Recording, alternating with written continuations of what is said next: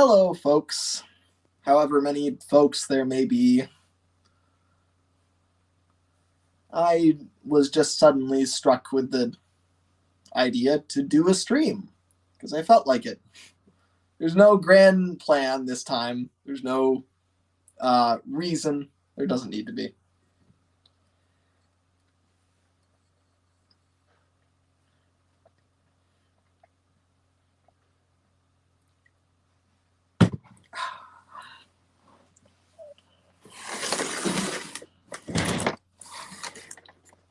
I'm working on the titular boat right now. Does anyone know his name? Does anyone know this guy's name? Has anyone watched TUGS? Let's see, who's here? Wooden Railway Edward says, "Oh, hey, Lemmy. Wooden Railway Edward. We were supposed to do a live stream like 3 months ago. What happened? Are we still doing that? If you don't want to do it anymore, or you've rescheduled it, or you're pushing it off, I totally understand. I'm exactly the same way. But I'm just saying, I haven't forgotten. Like, let's see. Very nice description, says Trainmaster16. Thank you. I worked really, really hard on that description. I'm glad that it's being appreciated. Let's see. 10 cents looks pretty hot, not gonna lie, says Wooden Railway Edward. Well, thank you. I appreciate the compliment to his appearance. Puffball Productions says, Lemmy! And nothing else. World of Cars Entertainment, that looks amazing. Thank you, I appreciate it. Great shit, Lemmy, says NCO Pictures. Thank you, NCO Pictures. Always in my corner. Let's see. Now Lemon Stream on Thursday night. Let's go. New Lemon Stream. Tank Engine Fan 12 says. Yes, Lemon Stream. That's what these are called. His name is Dime. Says, who said that? Oh, I lost the comment. Someone clever. I wonder if he would float, says the Mightiest Mac, which is a really good name. Almost as good as the Progress. But yeah. I haven't tested him in the water yet. He's gonna be watertight. But I don't know if there'd be any way to weight him that he wouldn't flip over. Like with Blue Nose, the only reason he floats is because I have this really heavy thing, like a bunch of water bottles taped together. That there's like 4 of them, and they're filled with sand and water, which no doubt after sitting for years has turned into a putrefied sludge that if I ever open those up, they're a biohazard. So, you know, not the way to weight a model, but I did it. I haven't undone it, so that means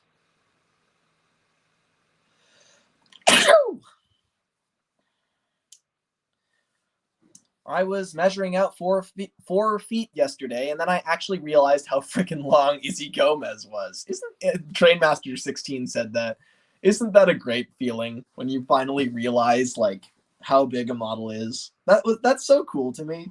Like I love it was so cool when I slowly began to put together just how big the TUGS models are. And this is something that, like, if the Star TUGS Trust had not been formed and there hadn't been so many pictures of the models, I would never have fathomed how big they are. Like, the fact that the Harbor TUGS are 28 inches long, and I always knew 10 cents was 20 inches long, but I never registered how much smaller he is than the other TUGS. Like, he's tiny.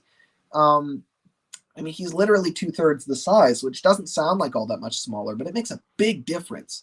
But yeah, Izzy's huge. But still, I think 4 feet, I'm not totally sure how long Izzy is. Because Hercules is 39 inches long, which is a little over 3 feet.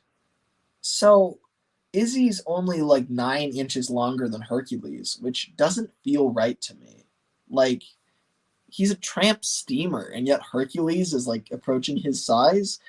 But I guess part of being an ocean tug is that you're big enough. You're almost a ship because you're big enough to go to sea. I don't know. It feels wrong. I feel like Izzy should be bigger. How's everybody's day going? Says Cormac Afton. Good. It's going good. In TWR, I measured Izzy Gomez as a foot long. This is a crazy length, and I'm currently making him. That's cool. Let's see. Then I realized how tiny the SR Skarloey Railway engines were in Season 4, which just, I commend the Thomas model team for putting an iMech into them. That is impressive. Yeah, they had to be really clever about it. Like, the fact that they have long poles that go from the very back of the cab that translate the motion of the servos. Those eye mechanisms are finicky even when the servos are right behind the eyes. Imagine if they have to travel like 6 inches to get to the eyes. That's like absurd. Damn, Lemmy's making the tugs while I'm making the port in trains. What a day. That's cool. Well, you're making a... I've seen people do big city port and trains before. I'm very curious how you'd do it. And in general, you know, I don't know fully how the port is laid out. Like, I know MK has done a lot of thinking about where everything is and how it's laid out and where docks are and piece together all the footage. And it's like, that's like his thing. I've never focused on, like, I know what the individual locations look like. Like, I know the Star Dock, the Zero Dock, Lucky's Yard, but I don't ever really think about how they all go together, apart from the fact that the Star Dock and Zero Dock are next to each other under a bridge, and then opposite them is Lucky's Yard. But that's about it. Like, I don't really, if I really thought about it, I could probably put something together, but I don't really know how the port is structured. So I'm curious to see how you do it. Holy crap, I forgot about that stream. Lemmy, I messaged you like 3 months ago about, but then you were busy with job stuff. Well, yeah, but I mean, you got to keep asking. Like, I made I had an obligation. Like, I made a promise to you. So, you know, it's not like I would just be like, well, we're not doing it anymore. Like, if I was canceling it, I'd tell you I was canceling it. Like, I have no secrecy about saying like I'm done. You know, we just have to find the right time, unless you don't want to do it anymore, which is fine. But you know, the point being, to me, until a promise is officially rescinded, it remains in place, even if you carry that promise for years after the fact. You know, so anyway, love to see the New Yorker dime man, says Jamie. I do as well. What does everybody think about the US dub? Here, I'm gonna put the link in the chat. Let's have some conversation about the US dub. This is a really crazy thing that's happened that we've seen it, or at least I've seen it, which is kind of crazy because usually I don't really go for all the, you know, pre-production mumbo jumbo. I'm kind of the old man who's like, oh, why are we talking about the diesel tug? The diesel tug never even appeared in the show. He's just a red hull. Why is he the main villain all of a sudden? Get off my lawn. Like, that's like how I act. And so it's like, it's interesting. You'd think I would stray away from things that are pre-production that like have nothing to do with the final show. In that are kind of behind the scenes, kind of warped versions of tugs. But the US dub was honestly the opposite of that for me, because like, to me, that's more legitimate. Like, the whole show, even though we're hearing a British accent, we're supposed to be picturing an American one because it's in America. Like, in the same way that when you watch the US dub of Thomas, you know the characters are British, and really they do sound British. You know, so even though I don't agree with all the choices and how the characters have been voiced, I think it's like really cool to hear a US dub of Tugs, because it's not a great dub, but it's like it's correct. Like, it's not like it's almost cooler to hear a badly made correct version than a very well made incorrect version, if you get what I mean. You know, it's kind of like the difference between like seeing like a really, really accurate Railway Series cinematic film, but it's poorly made, versus seeing like a really amazing TV series film that is just fantastic, but it like puts Knapford on the mainland, and it like says that the viaduct is like in the north of Sodor, and Gordon is like a 440 or something. It's like, you know, it may be really, really good, but it's not correct. Correct being like the original intention, which of course sometimes you don't care about the original intention. Like the intention was to make the Tugs sound American, I'm sure. But if you like the British voices, then that's your version of correct. But for me, what feels correct, what feels right, is the Tugs sounding American, because they are just so American. I know you can't tell by the way that this guy has no paint on him right now, but he has an American flag on his funnel. Like that, what do you like? The star stacks are literally an American flag turned into a funnel. Like it's, you know, they're American. Anyway, I'm gonna put the link in the chat. Let's see who shows up. Let's see, is that gonna work? Does that link work?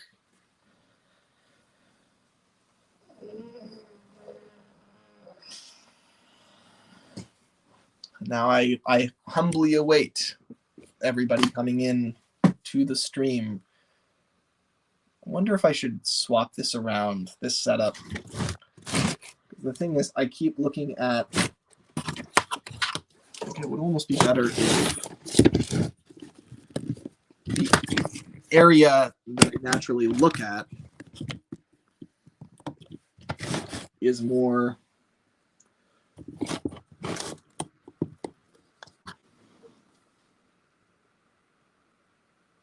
trying out different angles here.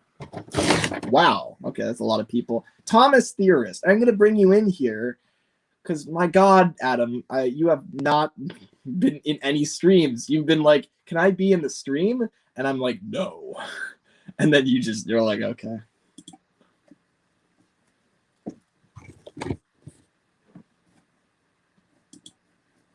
I clicked. And you should now technically be in here.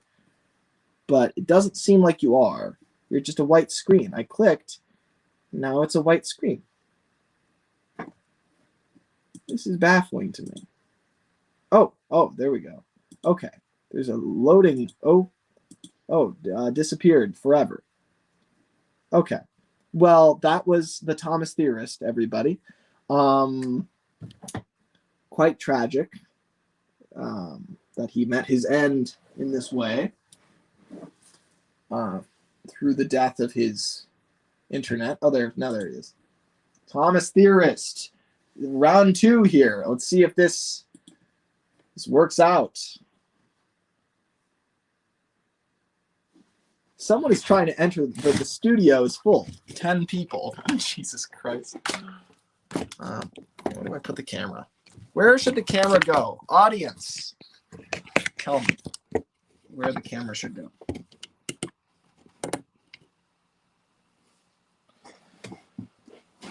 Okay. The problem is I feel tempted to look at myself on the screen. I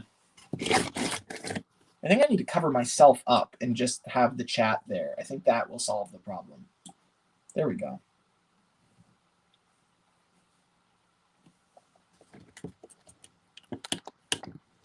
Okay, problem number 2 to solve with the composition of this. Camera's too low. You can't see the boat.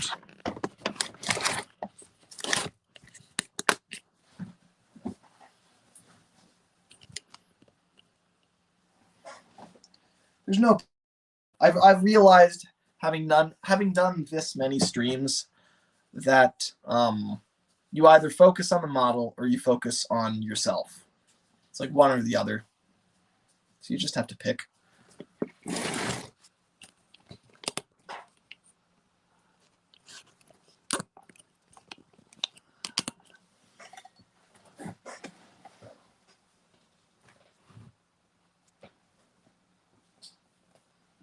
Which character do you think Rob Paulsen voiced in the US dub? Something him at a con, but even he does not remember who he voiced. I don't even know who Rob Paulsen is.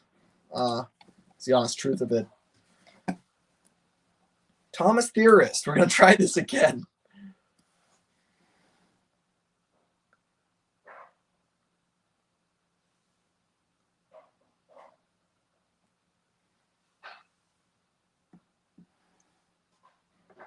His entry into the stream is long awaited. Look, no worries. He'll get in here eventually. The Queen of Sodor. Jamie, I'm very tempted to bring you in right now, but I feel like I should bring in some other folks first. Or not. Hey, Jamie. Oh, okay. I was just about to type in the private chat that, oh, feel free to bring in others. You know, I had my time just, a couple days ago. But I mean, okay, if you want to do this. Well, I think my audience really, they appreciate being kept on their toes, is what they. So I need to be random and spontaneous. That's all I've got. That's my shtick. I think. I don't know. It will also bring in another folk of some sort. How about? Okay, I don't know if it's my internet connection, because that's been weird today. But the stream is, your end is kind of like lagging on my end. Is everything good, or is it just me? Well, tell me, audience, is there lag?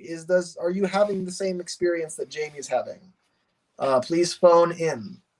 Do I sound clear as a bell, or do I sound not clear at all as a bell? I guess I could just watch the YouTube version of this. That would probably answer the question. But I won't.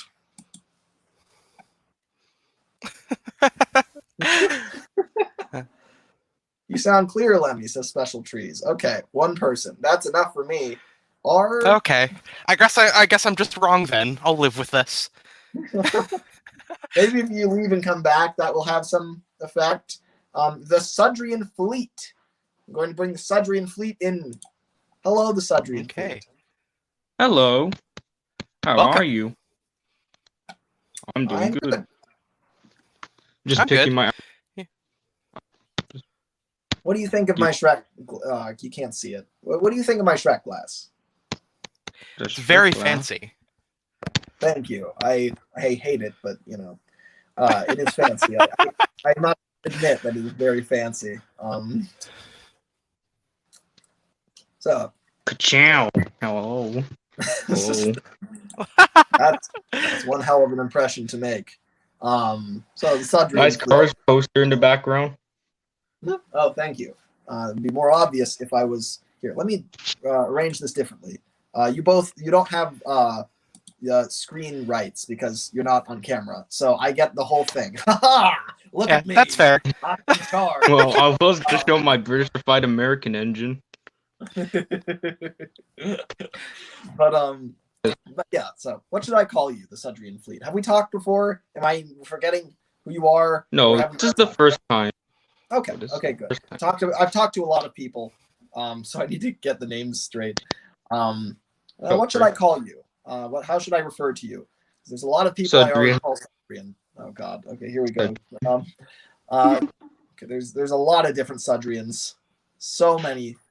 Couldn't you be Sodorian, or maybe? You can just call me by Avatar. You can just call me. Sorry, what'd you say? You can just call me by my avatar. For now. Lightning McQueen. Ka-chow. Wow, it's so cool. The real Lightning McQueen is here with us today. I feel really, really honored, honestly. Like it's such a moment. Oh wait, no, I forgot the line. Hold on. Race cars need headlights because the track is always lit. That's true, though, isn't it? The track is always lit. But meanwhile, in international races, everyone needs headlights because there is no lights. Can you imagine a NASCAR race with no lights on? That would be. I can imagine it. It's just like a horrendous car wreck. Instinct. Meeting. Yeah. Good lord. Are you interested in TUGS, Sudrian? Oh yes.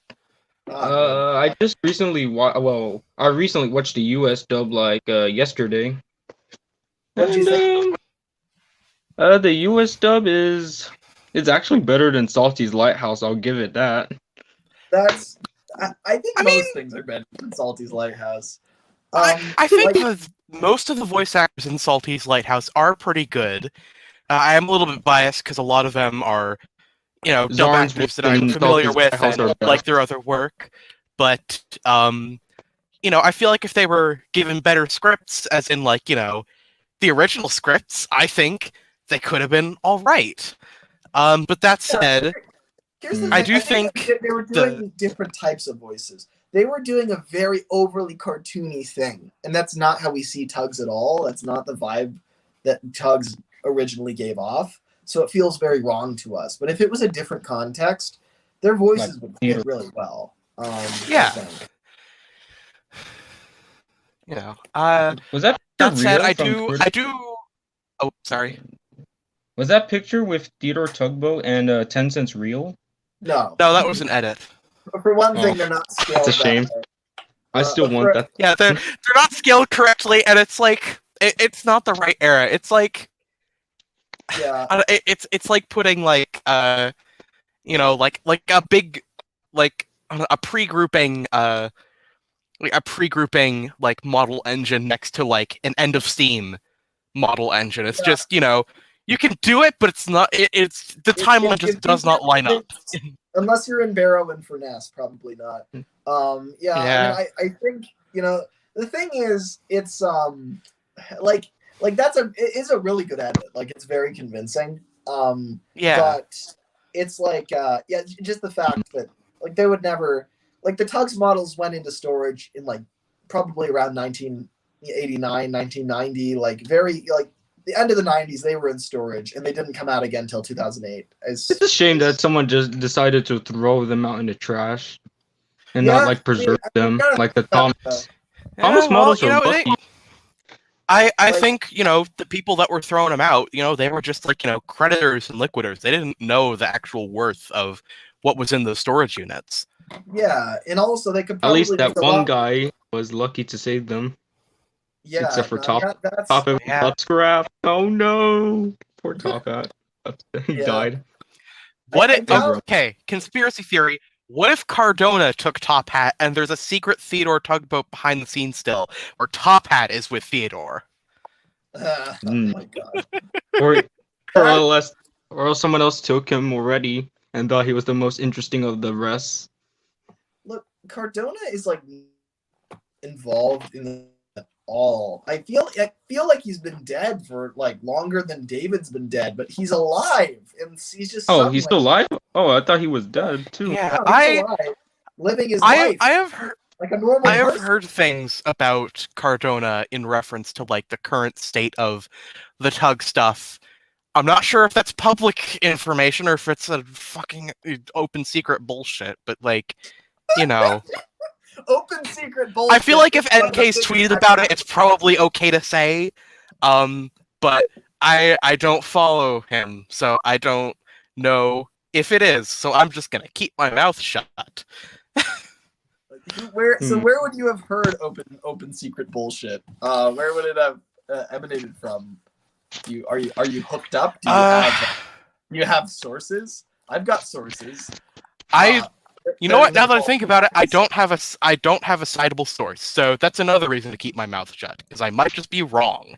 Okay, but I made a video telling everyone the Top Hat was Bulstrode when I knew that was bullshit. So like, that was a nice theory. That was a nice theory. Yeah, though I don't believe it yet. I hope it was interesting at least. That was the point, I'm hotly anticipating the sequel where you discuss the pressing issue of if Rosie is the goods engine. So she was faceless in her early days. So she was faceless. Let's throw everyone on the wiki page and put Top Hat was used for Bulstrode. There we go. Yeah. And then it'll get locked. Then it will be like this page is locked. People have been tampering with it. It's like it sounds very serious. Surprised Christopher Audrey's still around. Surprised he's still around. Yeah. The thing is, like, he's like, I honestly, I think it's wise to like not make your whole life about the big, like, about Thomas or about Tugs, like a lot of these creators do.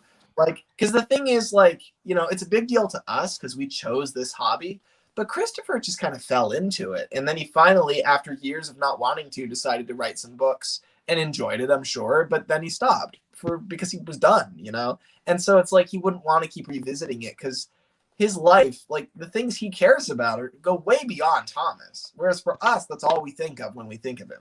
The same is true of Robert Cardona. He's probably thinking about a million different other things. And Tugs is a distant past to him. You know. Can you show me how the 10-cents replica works? Says the new storyteller. Yeah, sure. This stream is about 10 cents. We've just been talking about other shit. Yeah, I always. Then we can talk about Hercules. We can talk about Hercules. Yeah, that's true. Yeah, that would be more on point. Make Hercules next. Forget Sunshine and Warrior OJ, because the Unlucky Tug is already making OJ. He's making OJ in a very, very different style to the show, though. From what I've heard. I mean, I'm sure it'll look cool, but you know, it's not a replica. For the record, though, this 10 cents isn't really a replica either. Like I am like this model. I mostly made him from memory and then looking at like a few reference pictures, but mostly like the proportions on this are pretty different from the show. Like I kind of wanted to capture 10 cents' energy without making it exactly the same as the one on the show. So like the curvature of the bow, there's it's more curved than it is on the show, really. I made the splash rails a little too thick, but I'm okay with it. Like I wish they were a little bit thinner, but you know, it's not a big enough deal for me to change. I'm happy with them. So that wasn't an intentional change, but what was is I made the hat a little bit bigger and chunkier and a little bit more cartoony because I think that looks cuter. And I made the stack a lot like bigger and thicker and taller. You know, because they're really these kind of tiny little stick things that stick out of the models on the show. They're not these like big beefy stacks on most of them. And I kind of like the idea of exaggerating them, so I made the stack a lot thicker and bigger because I thought it looks cooler and it kind of gives off the power of the tugboat more. You know, so this model, you know, I didn't make it. It's not really a replica. There's a lot I did differently from the one on the show, but it captures 10 cents' energy, and that's kind of what I'm going for. It's almost more like my ideal 10 cents. You know, it's still remote controlled. Hmm? The eyes, then the face are remote controlled. I can see the antenna. That's nice. I think. Well, now, when you say antenna, where do you see it? Oh no, I mean like the antenna of the remote control. Oh yeah. That's it, and it folds down, which is interesting. It's like I guess for storage.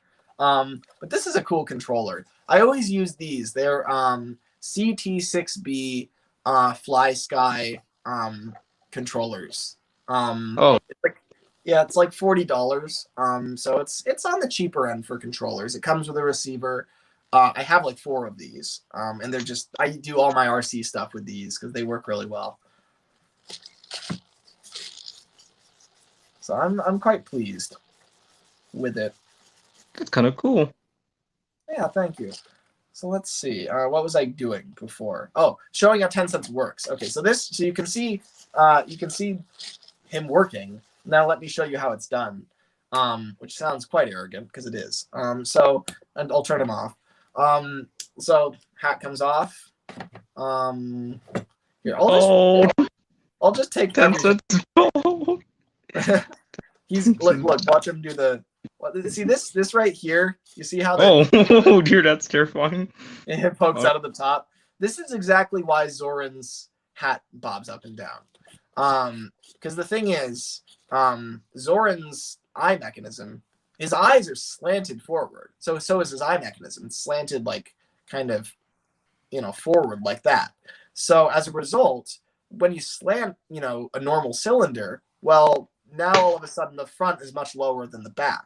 So these, like, kind of the very back of it would poke into the hat, which would push it up and down. All the models have this, but the thing is, you know, most of them kind of go up evenly and they only go up this high. If you slant this, then it's going to go up a little bit higher and bump the hat.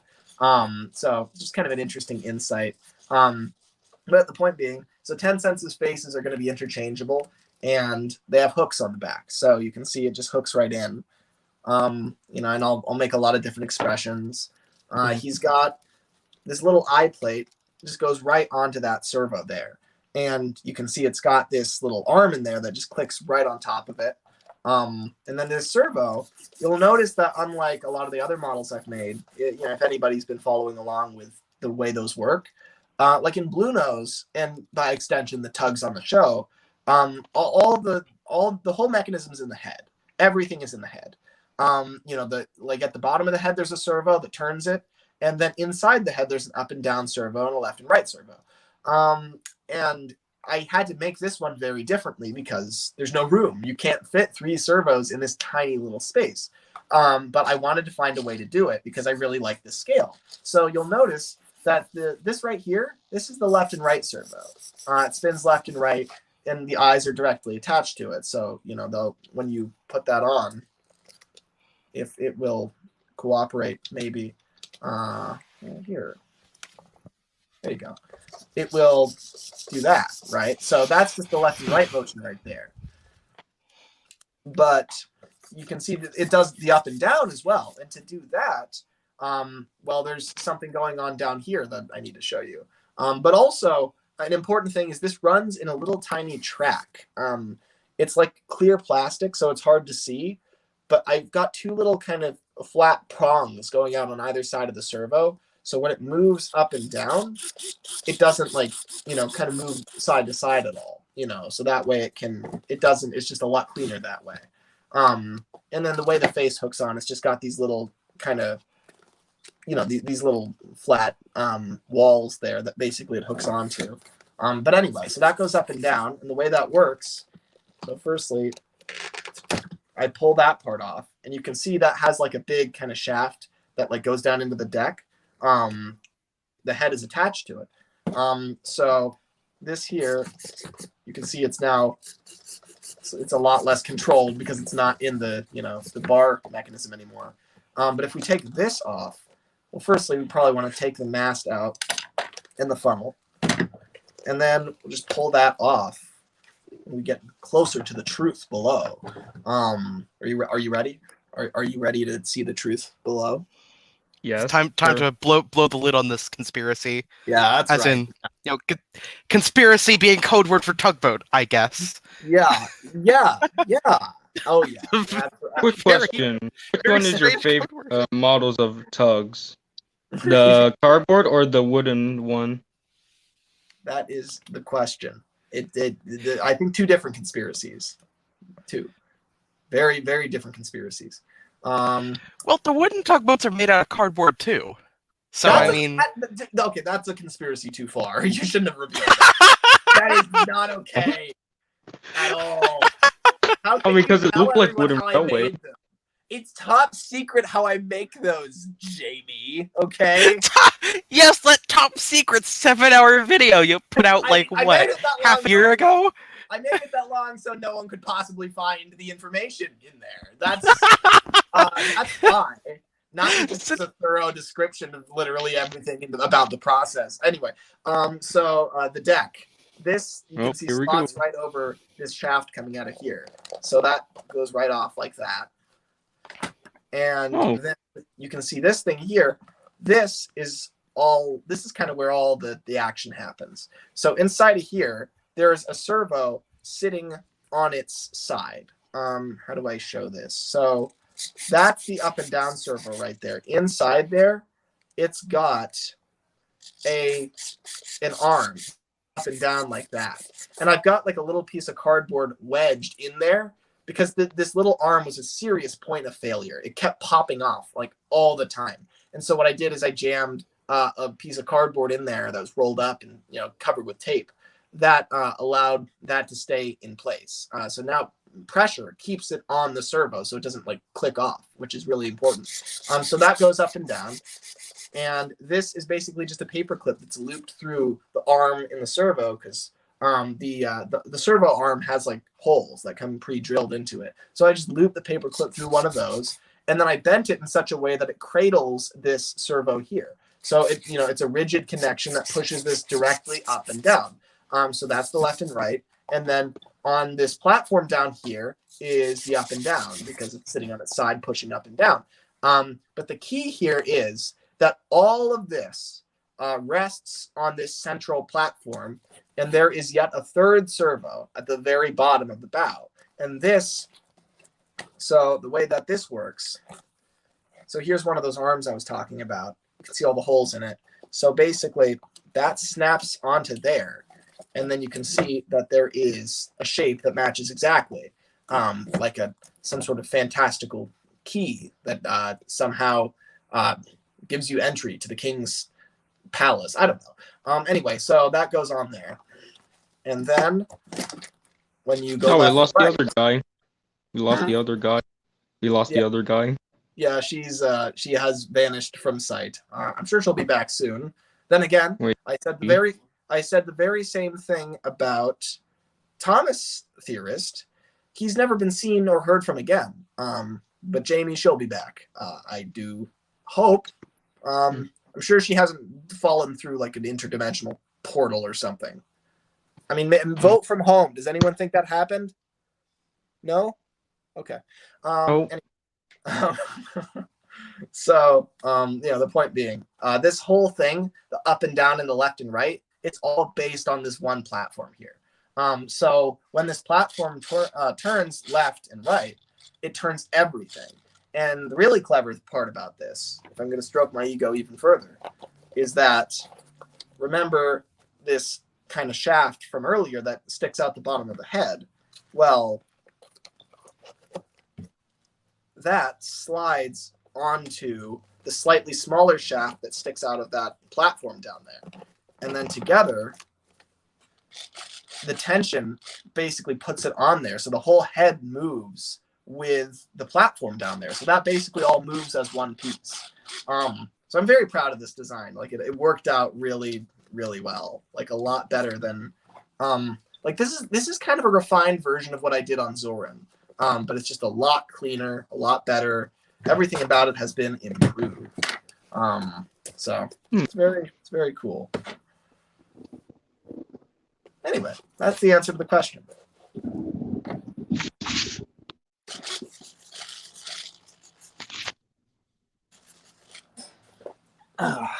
What's your favorite TUGS character, Cedrian? It's between either Hercules or Top Hat. Yeah, it used to be Sunshine. Those are good picks. Sunshine's interesting. I don't hear Sunshine a lot, but Hercules and Top Hat, yeah, they're the biggest fan favorites for sure. Yeah. And then I really don't like Blue Nose, obviously, and Zach. I don't like. You don't like Blue Nose is great. He's so entertaining. Nah.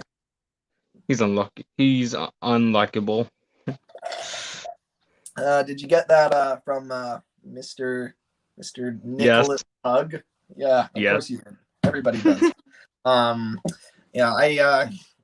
Look, I gotta say, Nick's new video is phenomenal. Like it's like he has a right, I think, to really how do I put this? Like it was criminal that until now he didn't have a big TUGS video because he's just named after it, and he's always been he's changed his username before, but it's always had something to early days he was more associated with TUGS than Thomas.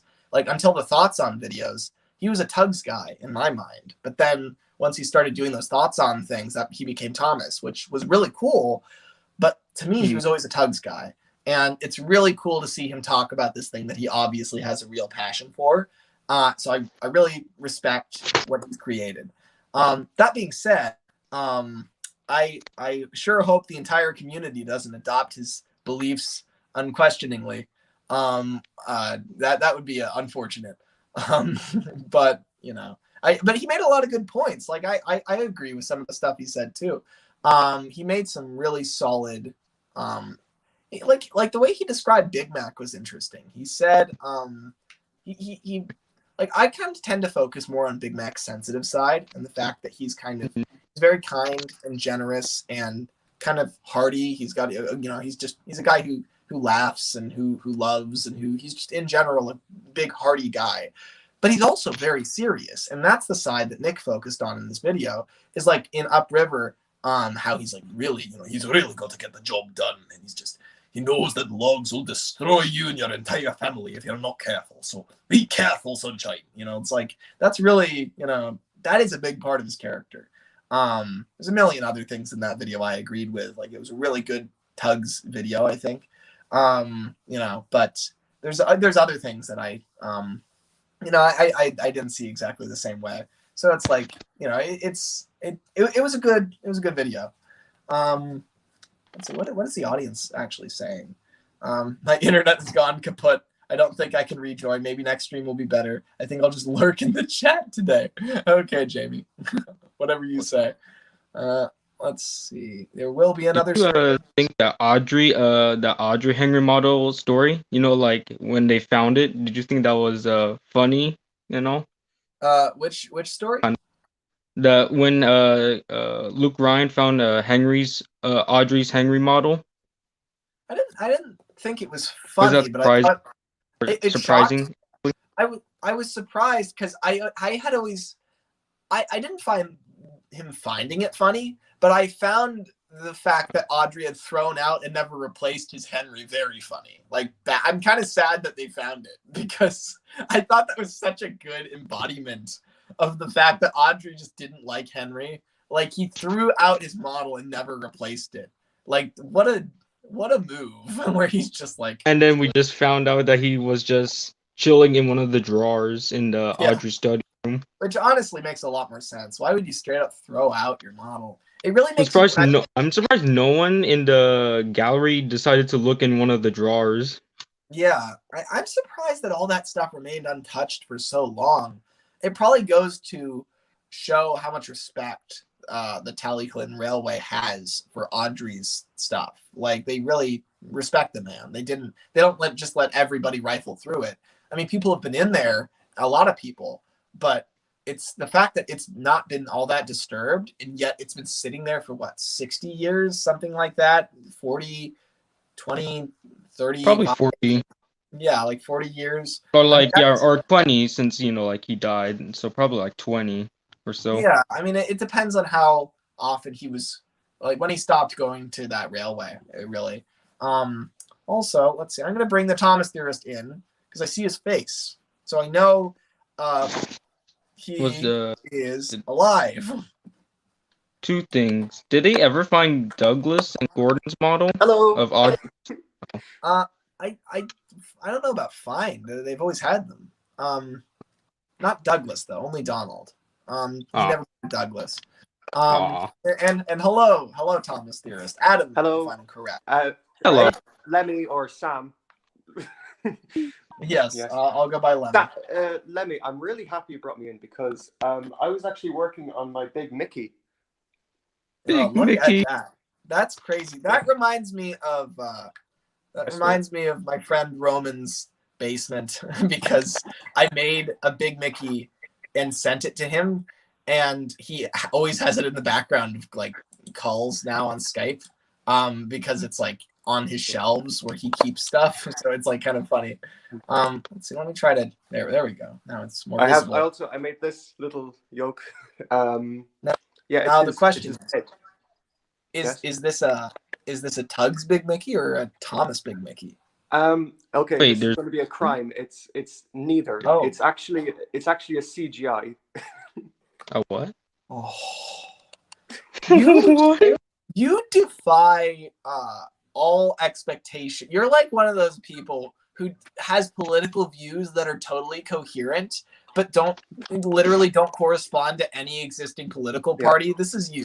Like everything you say, I'm just like, I hate how much integrity that has. It's just like, yeah. I know. I kind of feel the same about you, Lemmy. Like I feel like there's a certain rhythm to every idea and thought. You can tell that you really were very methodical about it, and you really thought, like you've clearly had these thoughts like thousands of times. I can tell. have. I've thought about all this like so much.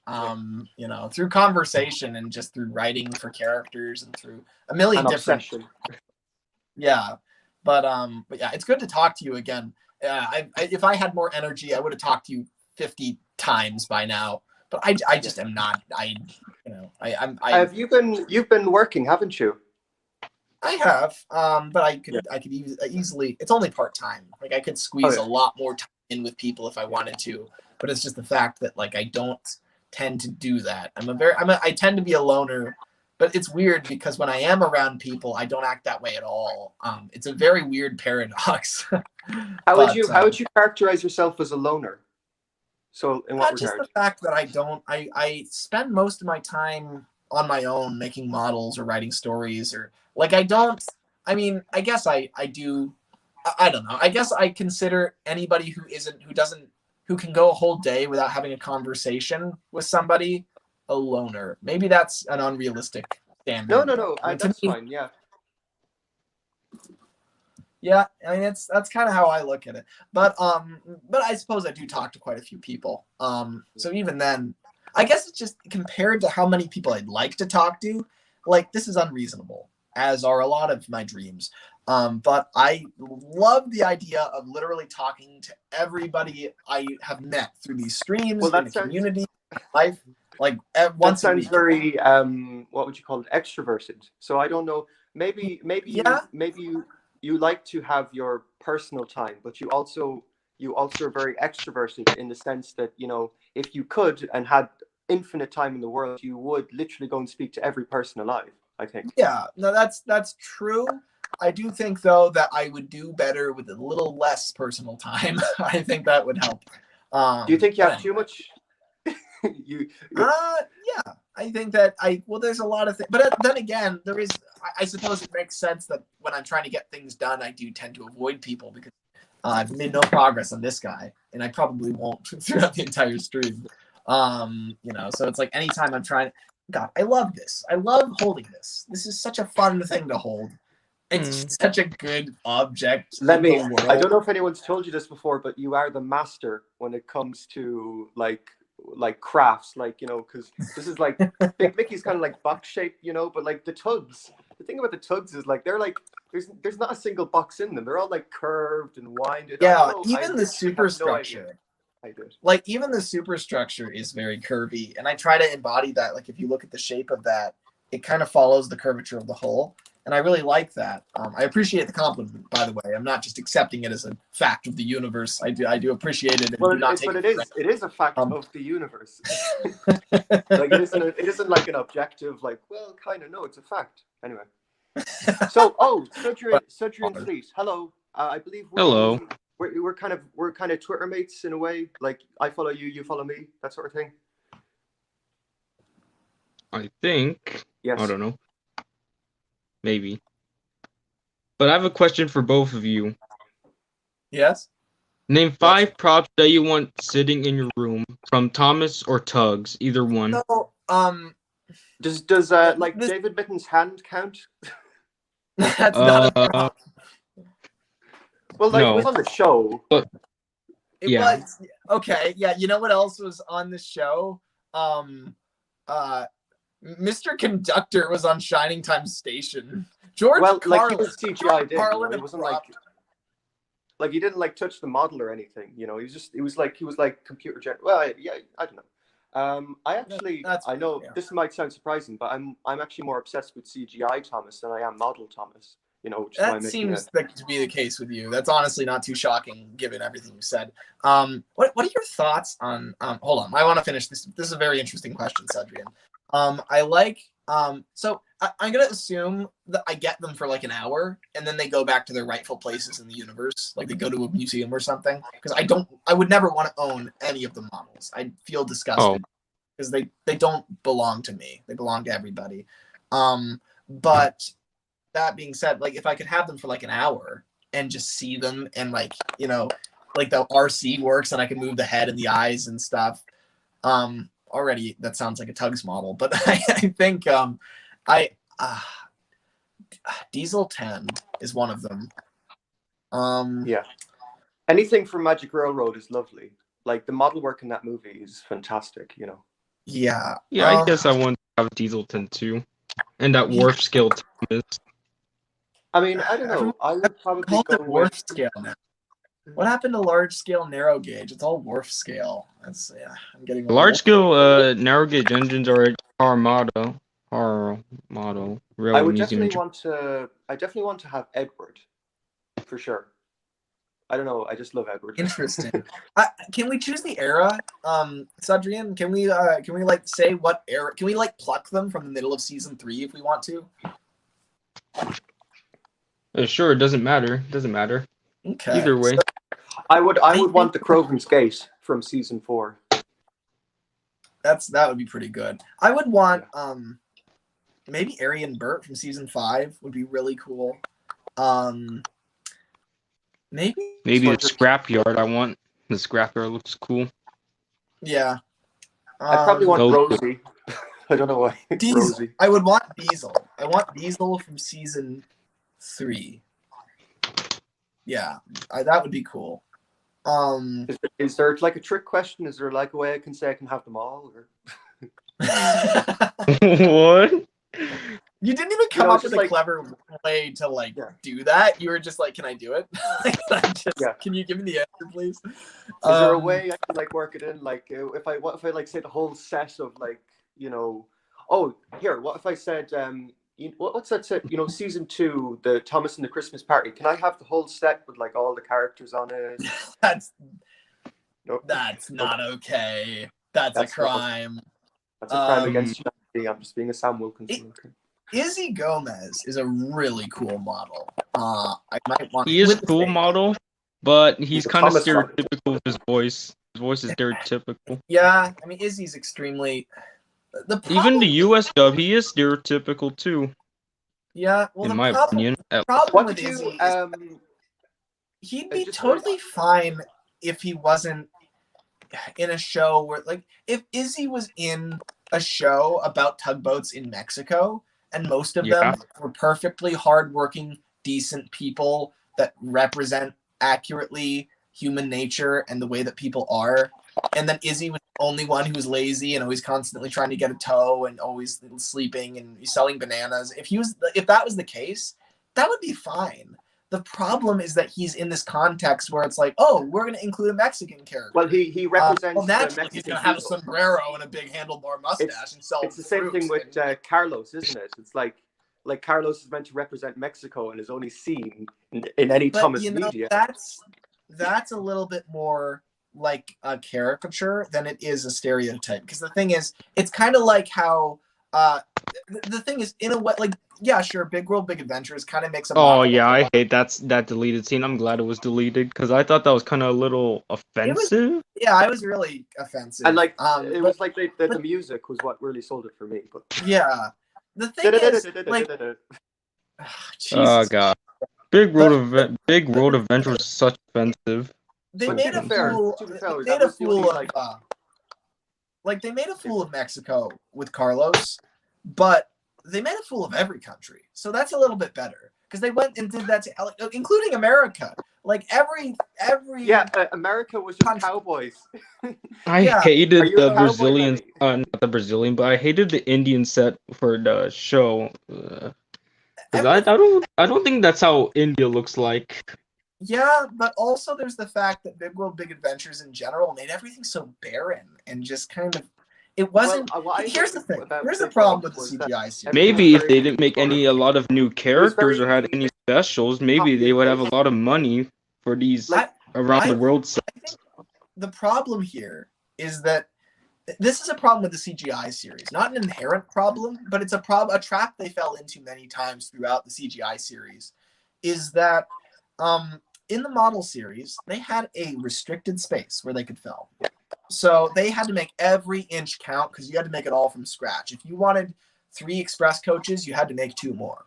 And so there was a lot of value in everything that they made because they weren't going to make something if it wasn't absolutely worth it. And they took every square inch of the set and made it beautiful. They detailed everything to the nines. when you're doing CGI, you can make the set as big as you want. You can duplicate things. It gives you a license to be cheap.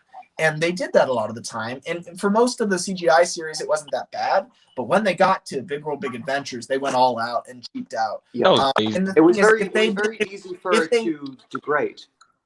Yeah, exactly. And the thing is, the problem is the scale. If they just took the set, like say they made a bunch of India sets that were like very, very small in nature, like instead of the entire big port or whatever, it's just like one little shed and like the track and stuff, they could make it look a lot better.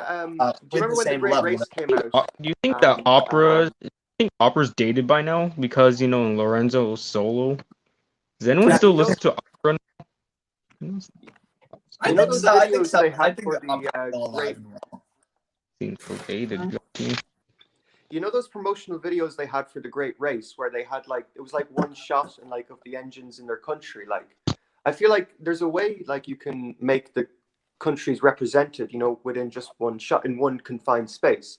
Yeah, absolutely. I think the issue though with the CGI would be that you can literally do anything, and you might think, oh, that's great, but then it's like, well, if you can do anything, then there's no limitations, and you sometimes need to have limitations when you're creating something, that's what gives it its value. And that's the thing with Model Thomas is the limitation is part of the value. Like when you look at Douglas's tender and you can see that it's like a coin, there's great value in that.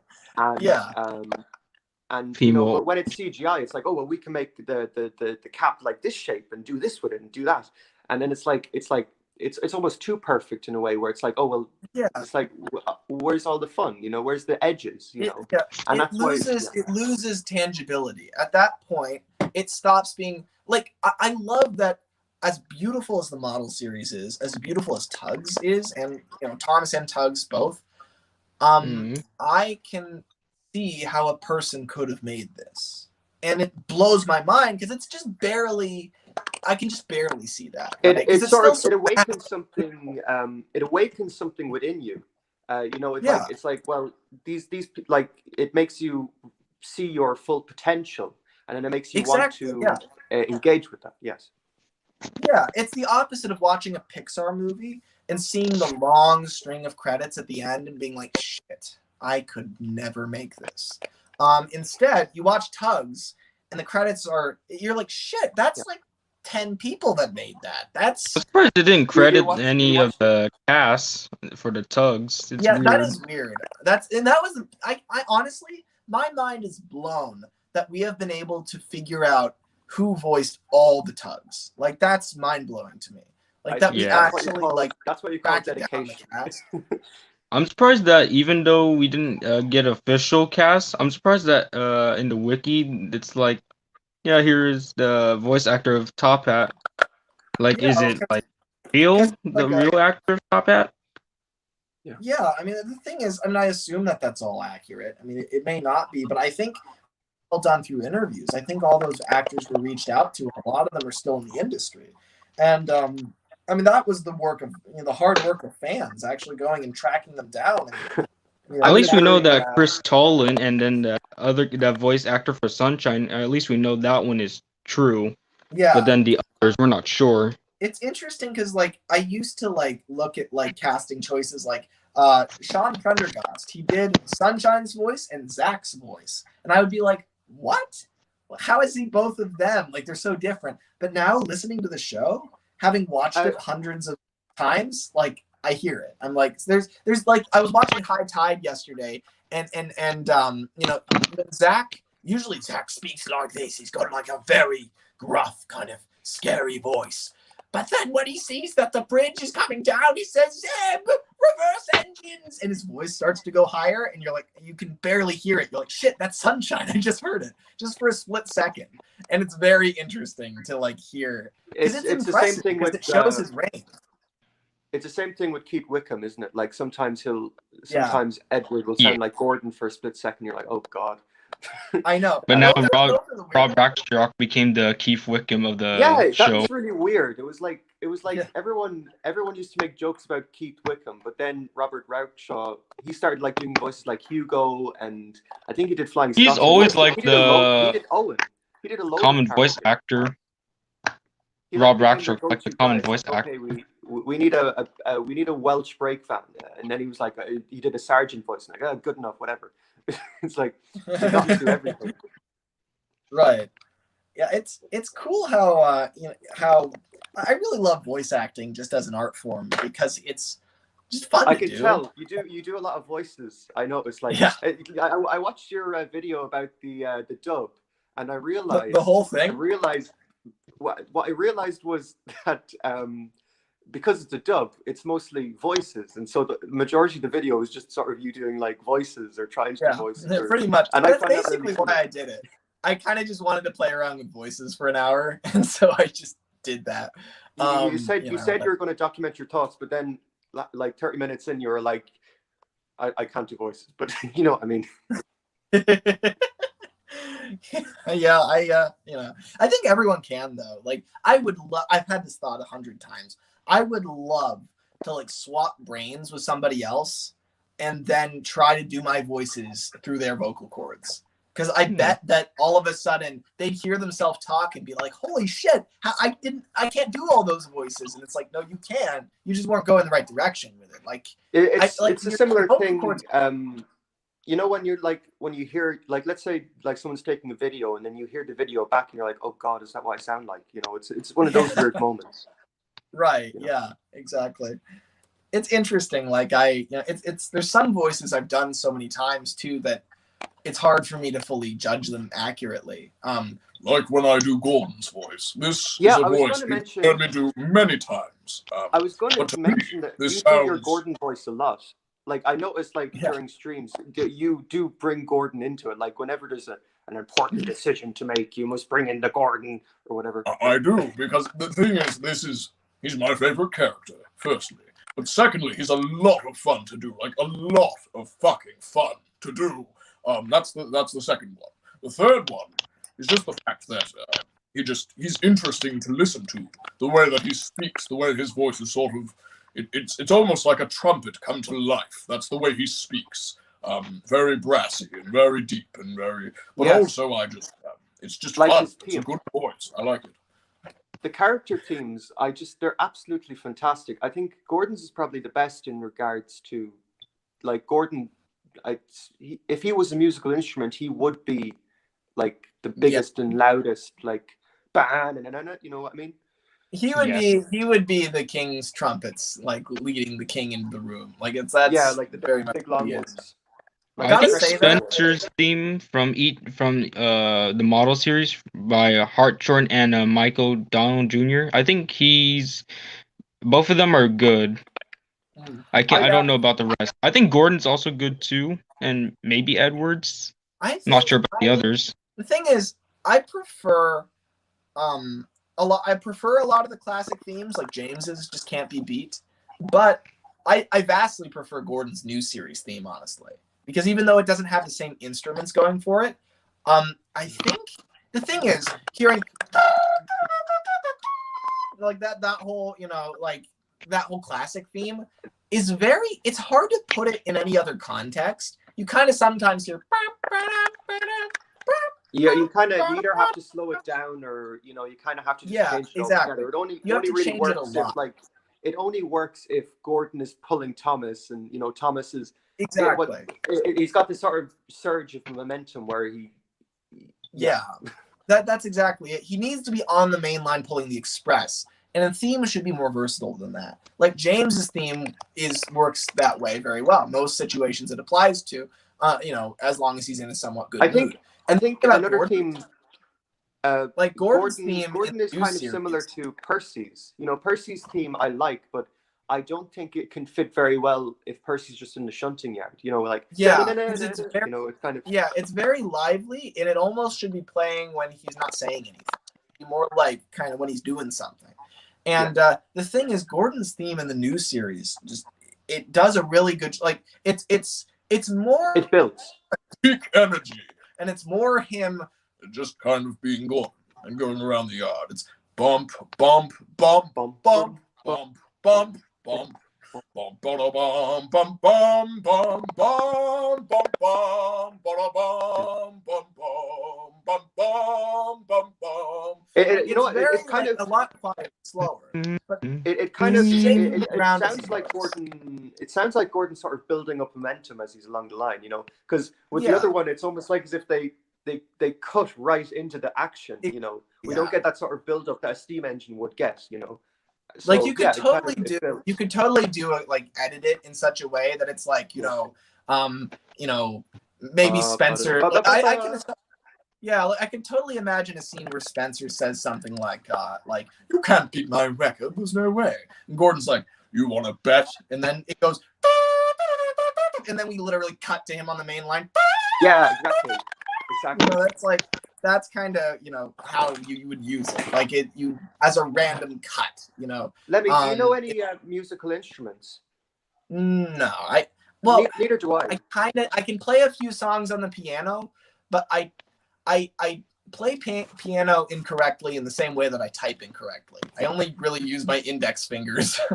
I don't know how to play piano conventionally, but I have figured out on my own how to play a lot of Thomas songs, but I don't. I'm exactly the same. I'm literally the only thing I know how to play is the piano, and the only songs I know are Thomas songs, and that's it. Right. I learned how to play the flute once, and I literally, if you gave me a flute, I'd like probably put it the wrong way around, but.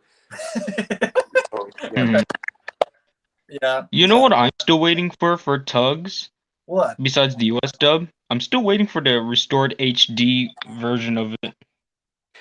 Because you know how Thomas always got an HD already? It would be amazing. Here's the thing. We don't have it. Like, I would love, well, because the thing is, you got to remember, do you know how we have, the episodes of TUGS, like where they come from? Yeah. So what's your understanding of like where we've gotten them from, like where we've ripped them from? We sourced them from home releases, and I'm not really a TUGS guy, so I'm not really sure. What do you say, Sudrian? Too many Sudrians and Train Boys. Not nearly enough purists. Can you imagine how much the price would be for G-Scale Gordon if Bachman made G-Scale Gordon or Diesel 10? I think I don't think they'd sell very well, because the thing is, there's a few people that would absolutely buy them in a heartbeat. They'd pre-order them, but most people, it would be way too expensive. It wouldn't be worth it. I think like the reason, like there's a lot of G-Scale kind of modelers that aren't really big Thomas fans, but still buy the Thomas models because they're nice and charming. About the what do you call it, the US dub of TUGS, I'm in a really unique position because I've never the only full episode of TUGS I've watched is Trapped, and it's actually my favorite. I don't know why, it's just a really funny episode. And what do you mean? I want to know what Billy Shupak sounds like in the US dub. No. What do you mean it's your favorite? Of course it is. I am sure it's also the one you hate the most. No, it is my favorite. I love it. I think it's, to be honest, I'm really glad that season 2 is going to be upriver, because I feel like whenever all the other episodes, I just kind of feel like we're trapped in the harbor, but with upriver, it's like there's a real sense of geography, and I just get it. That's cool, but I'm harbor all the way. Like I'm glad we didn't go upriver. It was nice to get a few episodes like that, but to me, the upriver episodes are like the Skarloey Railway episodes in Thomas. They're like, it's nice to get a break. It's nice to go see this interesting other world, but that's not where the action is. Like, I can't go a full season without seeing Knapford Station, which is why I barely survived season 5 while at the same time loving it. Well, I think most people in season 5 nearly didn't survive season 5. That's true. Yeah. but yeah, I'm not a big fan of Upriver. It's cool. I ditched watching season 5. So why is that? Why do you not like it? It's like doing an entire story that takes place on the main line of the Northwestern Railway, but doesn't have any stations in it. Like, it's just like countryside everywhere. Big city's so interesting. It's got places, like. I know I would like Upriver a lot more if they established Mittsville and Uptown And like they actually like we had key locations. I'd love to see the Breakers Yard for Burke and Blair. That'd be cool. But the thing is, like, even then, like the Tugs their main job is being in the port. So seeing them be upriver for a whole season would kind of be like if instead of sending Thomas across the world, it'd be like in World Big Adventures, they sent the whole Steam team. Like that would be cool. That would be better than just seeing Thomas. It would preserve the character interactions. They'd see new things. But I'm sorry, all I could think of the whole time would be what's going on in Sodor, who is doing all the work, and I would feel the same way about Upriver. Like you like there most was of the Bob the Builder. It had a bit of a reboot as well. When they went to Sunflower Valley, the show essentially brought the team, and it was sort of a soft reboot in a way. I'm okay with the first 2 seasons of the reboot of Bob the Builder, but then the 3rd season, yeah, no, I'm not a fan of that one. I think the thing with Bob the Builder was I liked it. I liked the rebooted version until they started, not doing stuff that because the whole point of Sunflower Valley was that it was meant to sort of blend in with the countryside, but then they started putting in these play sets like that were just there to sell toys, and it was like, oh come on, like this big blue. Anyway, this is Thomas, not Bob. Yeah, I know just enough about Bob the Builder to know what you're talking about. But the thing is, like, I think it's very different moving. If they move the entire fleet to like another port, that'd be different. But it's the fact that like they're still operating in Big City. And the thing is, to me, it's just like that's where the bulk of the work is. There's a few odd contracts that take you upriver, but the vast majority happens in the city. And to me, I think Hercules would be the only Tug working at Big City still. Sorry, what'd you say, Cedric? I think Hercules would be the only Tug working at Big City. And then all the others just go up there for temporary reasons. I think maybe the upriver, I think it would just be temporary. And then maybe in the next season, they might go back to a big city. That's the thing is, like, I feel like they can't just neglect all their duties. Like, they've got to explain, like, why. Like, why? Yeah, like, who's doing that work now? Who's running Big City? Because somebody has to. I mean, it's like if all the tugboats... Unless they got, like, loan tugboats. They loan some tugboats. Z-Stacks win. Yeah, but that just seems messy to me. It's kind of like... It's kind of like, imagine if, when in 8 Famous Engines, BR sends 8 engines to replace 7 engines to replace the 8 that are going off to the big city. Well, imagine if it stayed that way for like 10 years on the railway, and then just for 10 years the Northwestern Railway was run by strangers, and then the engines all came back from vacation. That's what it would feel like if they did that with Tugs. Like, to me, it needs to be and the thing is, I understand we could just be like, if you do a whole season that's them upriver, you could just be cherry picking the 13 times that year where they were upriver. But to me, a season of Tugs should accurately represent all the major events that happen. Yeah, and so the thing is, like, I think most of the events are going to be in the port because that's the nature of the tugboat. I mean, the Star Tugs are the power behind the docks and waterways that make up the big city port. Is the port going to drain if they leave? Like, I feel like I'm concerned. Would you have liked a season 2 where they were all just upriver? I actually had a dream for like what they would do for future seasons, because I'd never dreamed of them going to a upriver for temporary reasons. I actually dreamed of them just, like them in the 40s when World War II happened, and then what will happen in the modern years. I feel like, for me personally, what would make or break it would be explaining it. Huh? Would be how they actually execute it. If they just completely ignore the big city, then which is probably what they would have done. Then I don't like that. I think that now here's the thing: is that to me I'm against taking the entire cast and doing anything with the entire cast at once. To me, that's lazy. Like, each character has their own story; they're all individuals. So if you just took the entire Starfleet and said they all did this, it's like when people say, take the whole Starfleet and send them to Sodor, or take the entire Starfleet and replace them all with diesels, or take the whole Starfleet. And to me, if that's how you're going to create a conflict or a big shift in the characters' lives, that feels lazy to me, because I feel like if they're all going to move upriver, you need to do it one at a time, and you need to make like each of their stories, and it's like a big deal. You can't just say, "All right, Starfleet, you're all going upriver." You know, it's like Wouldn't they just send like 3 or 4 of them, not like a whole bunch of them to upriver? Wouldn't they just send like 4 or 3 of them to upriver, and then just keep the rest down there at big? You mean like the marketable ones, like? It's the thing is, so what's Top Hat gonna do upriver? He's a railway tug. Yeah, like him, he can stay. Railway tug. Him and Hercules are like the most important, so he has to stay. So does Warrior not get to do garbage duty anymore? No, Warrior stays in the big city. Okay, so he stays too. Hercules still has to go to sea, right? Yeah, and either Sunshine or Tencent has to stay. Either one of them. No. Okay, so we're sending all of 2 tugs upriver. Which is not a season. Send all the switchers to upriver. Get rid of the switchers. Send them to upriver. The thing is, so the switchers have their own story.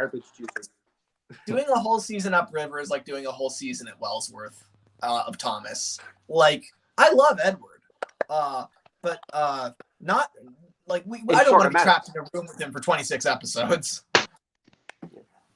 You know, there's only so much things you can do upriver. You know, the reason why upriver was only like 1 or 2 episodes was because, well, you know, that's all it really needs. You know, like it'd be just overkill. I think you could do a lot with it, but over the course of the series, like do a couple upriver episodes every season. I think that would be the best. And that's what gives it. Yeah, I think I agree with that. I agree with that. But also the biggest thing is that the name of the show is Tugs.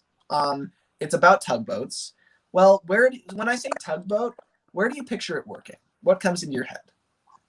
A harbor. At a nightclub. Don't be snarky. It's a harbor. We all picture tugboats in ports. That's where a series about tugboats should always happen, is in a harbor.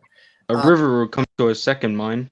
And the thing is, like, I know David Mitton kept tripping over cranes and crashing into buildings and drowning in the depths of a very complicated set that he hated filming in. I understand that these concepts are the case, but the thing is, to me, the story comes first. I don't want to criticize him and say he didn't care about that. I'm sure he was at his wit's end. Weren't you saying? I'm sorry to interrupt you again, but weren't you saying about you were having issues with telling stories? Huh? You were having issues with telling stories. In what context? In that you were having issues, making stories and making episodes about them. You know, you could tell a great story, but just generally speaking, like in my life, like not related to this specifically. Well, related to Thomas, maybe. Yeah.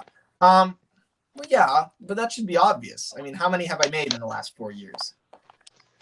I don't think Thomas was having any. Yeah, that's exactly it. I should have made a healthy amount to have made by this point. Should be 30, maybe 40. I've released 1, and it's a salty story. So yeah, well, you do probably have a few, but they're just not released, I imagine. No, I don't have a few. I have 55 is how many I have. And I know because I've counted, made a list. Yes. It's not for lack of trying. So it's not writer's block. I don't have writer's block. I've never had writer's block. So it's the fact that I have big dreams for a story, and then I get tired of all the model making it requires and give up halfway through. That's really the problem. But again, not for lack of trying. Like I don't have problems telling stories. I have problems telling stories when I know they're not going to go. Yeah, and the thing is, like, sure, if I believe they were going to be executed, I can write a story in a night, and it will be just dynamite. That's like all the stories I wrote for Turtles. Those were all I wrote those in a night, in the middle of large, demotivated sessions, right? Where for weeks I couldn't write anything. Then Turtles is like, hey, write me a story, and I did, and it was easy and quick because I knew it was going to come out because he was. Maybe that is your future. I wonder what he's doing right. Selling stories. I hope he's okay. Who? Turtles? Did you say that you're hoping that Turtles is okay? Oh yeah, sure. And the whole community. I wonder what he's doing right now. For the record, I think the whole community was way harder on Turtles than he ever deserved. I'm not sure. I have mixed feelings with that. I want to say definitively that Turtles, not to get too political here, but anybody who claimed he was a homophobe, there's no way in hell that he's even approaching being intolerant. He is. I think people. I mean, I've got no connection with Turtles, Thomas, so I don't know. This is just hearsay. But I thought it was people saying about transphobia, not homophobia. Okay, and I don't know. I would be utterly shocked if he was intolerant in any way. The thing is, like, it would be so against. Better, so. Yeah, I consider him a good friend, and it's not like I talk to him all the time, but I've talked to him, you know, on dozens of occasions. So it's like, you know, I know him pretty well, and he's a good person. Now the thing is, he's quite confrontational, and he's going to defend himself, and he's going to get into arguments, and you know, he's just not good with PR is the thing. He's got this kind of you know, kind of my way or the highway kind of. Is he kind of close-minded, maybe? Close-minded, perhaps. Yeah, not well. It depends. Can you imagine what TUGS would look like in World War II? World War II TUGS. He's close-minded to. We're talking about Turtles right now. He's close-minded to. He's close-minded to bigotry. Look, The times I've seen Turtles be closed-minded are either when somebody's attacking the way that he does things about his own work, or when somebody is being like racist or sexist and he like doesn't agree with it, and so he speaks up about it. And no, he's not gonna play ball with them. I've seen him get into a lot of fights with people that have counter social beliefs to his. You know, I mean, it's like he got into a lot of fights with. Fan. And I'm not siding against either side here, but there was a period where he got into a lot of fights with Garrett, with Lego Lover 117, where they were at each other's throats constantly. Now look, here's the thing. Well, that makes a lot of sense. Yeah, and 2021 must be the worst year for the fandom. 2021 must be the saddest year for the fandom because we like lost like 2 YouTubers. 90% of people all cancelled. I don't know. It depends on what you call the fandom. I mean, these live streams, when I talk to people through my channel, it always goes great. Like, I don't know what's going on Twitter, but it's a different world over there. It's fine here. I think there's a certain level of anonymity on Twitter where, like, you know, you can say something, you know, to yourself in private, but you know, when you're in a stream, you're on show. But honestly, I think that it's that, but it's also the fact that people can form into mobs. Like right now, there's 3 of us. We can all speak our mind. That's very different from 30 on 30 or 100 on 100. But anyway, I want to say that I do want to say though that that I'm good friends with Turtles and with Lego Lover, who's, you know, everyone knows him as Garrett now. But I'm good friends with both of them. I don't agree with everything that Garrett believes. There's some things he believes that I detest, and I think he knows that about me. But I adore the man. Like that's the honest truth of it. And maybe that'd get me canceled, but I'm on Twitter, and so it doesn't matter. But the point is, he believes some things that I loathe. But I still love him as a person. There are like a lot of good qualities about him. And Turtles, I agree with most of his politics, but the way that he conducts himself publicly, or at least the way he conducted himself in the past, led to a lot of trouble for him. And he tried to correct course, but you know, the damage was done, right? And it snowballed. The same thing happened with Salman. You know, that's kind of what happens when you're very confrontational, and when you get into arguments with people, you end up making enemies, and eventually there's this powder keg of people that do not agree with you and that think that you're hurtful and rude and unkind, and then they will attach other monikers to you as well. And honestly, I don't fully blame anyone in this situation. Not the people who rallied against him, not Turtles, not anybody, because everybody thinks they're morally justified. Everybody's trying to do the right thing for people. And that's the issue. Yeah, and so I get what people why that all the fighting happens, but no, I adore Turtles. I care a lot about him, and I don't think he did anything that was deserving of the treatment that he got. Now, he was too blunt, too brash. He was perhaps a little arrogant, nowhere near approaching narcissistic, but he was arrogant. But that was who he was, and I've kind of always loved that about him. Well, now, you know, that's my the thing. experience You with Turtles, take it or leave it. my experience with Turtles was I've never only sort of tweeted to and from him, but I always assumed that his sort of persona that he portrayed on in his channel, I always just assumed it was like a character. I was quite surprised to learn that is kind of him. It is and it isn't. So back in like 2016, where he would make all these kind of suicidal rim jokes about like, oh, I really wish I could put a gun in my mouth, that sort of thing. Yeah, that was him overreacting, over exaggerating, But the thing is, he is quite a blunt kind of. He'll say things straight to your face without sugarcoating it. That is very much him. That is a real part of his personality. But it like I don't know. Anybody who believes in like the fact that anybody who thinks that Turtles revels in being a big user, he absolutely doesn't. I'm sure that he really I'm sure he loves all, or at least did love all the attention that he would get. Who wouldn't? But he didn't look down on people. That's not the way he operated. And he doesn't. He still doesn't. Are you? Because I am quite concerned about this too. Are you ever concerned that you might be cancelled yourself one day? No, not in the slightest. I trust the people around me. I've built a lot of friendships, and I mean, if I do get canceled, there's going to be. Firstly, I think that you have to be distant from people to get canceled. I think that they have to feel like you're not listening to them, and I find it very hard. Like the TUGS Trust. Yes, exactly like the TUGS Trust. And the thing is, I've brought so many people into my live streams and had so many amazing conversations with everybody. I feel like there's people all throughout the fandom, through all different walks of life that I've talked to and built a connection with. And it's I feel like it's kind of hard to. I don't feel like my connections to people are divided. I don't feel like I'm really good friends with this group, but I've never talked to this group. I feel like I talk to everybody.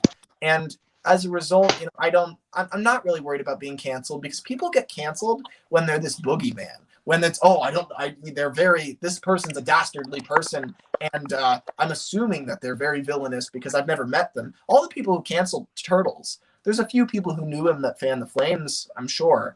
I'm just kind of guessing. I barely remember how it happened or what happened. All I know is who he is and what I believe he would do. But the point is,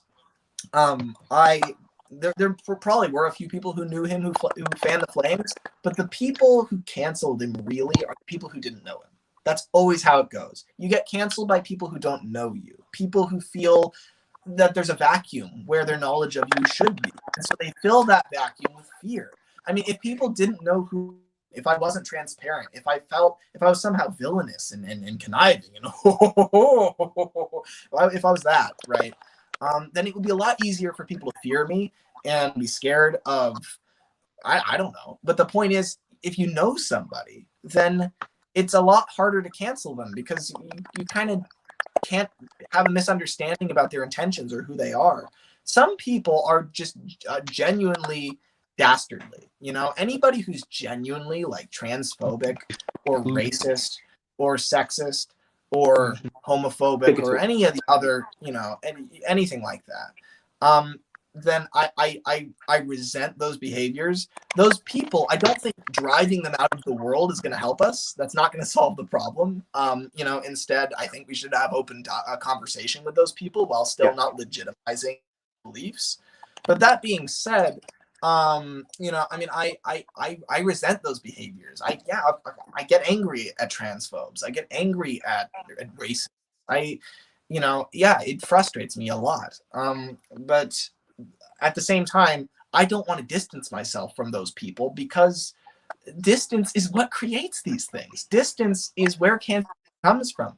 Distance is what convinces people that other people are evil. Distance justifies the ridiculous and fallacious concept of evil, because nobody's evil. There's a few people who are psychopaths that want to murder babies or something like that. That's like 0.001% of the population. Most of us are just good people with bad ideas, and we're trying to do the best that we can, but we're wrong about things. And so, yeah, I think that, everybody has potential, and I think that everybody wants to do good. It's just that some people are really, really wrong. And in some ways, I'm really, really wrong about things. But anyway, so the point being, I'm not worried about being canceled because, one, I could cut off entirely from the community and be fine. But secondly, there's the fact that I would never want to do that. Would be crushing because like a lot of my best friends.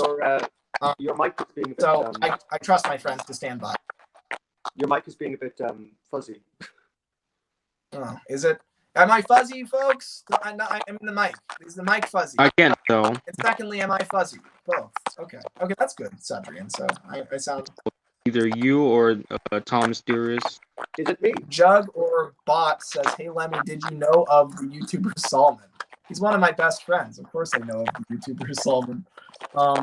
It's a valid question. I don't expect everyone to know that, but yeah, no, I care a lot about Salman. I talked to him just a few days ago.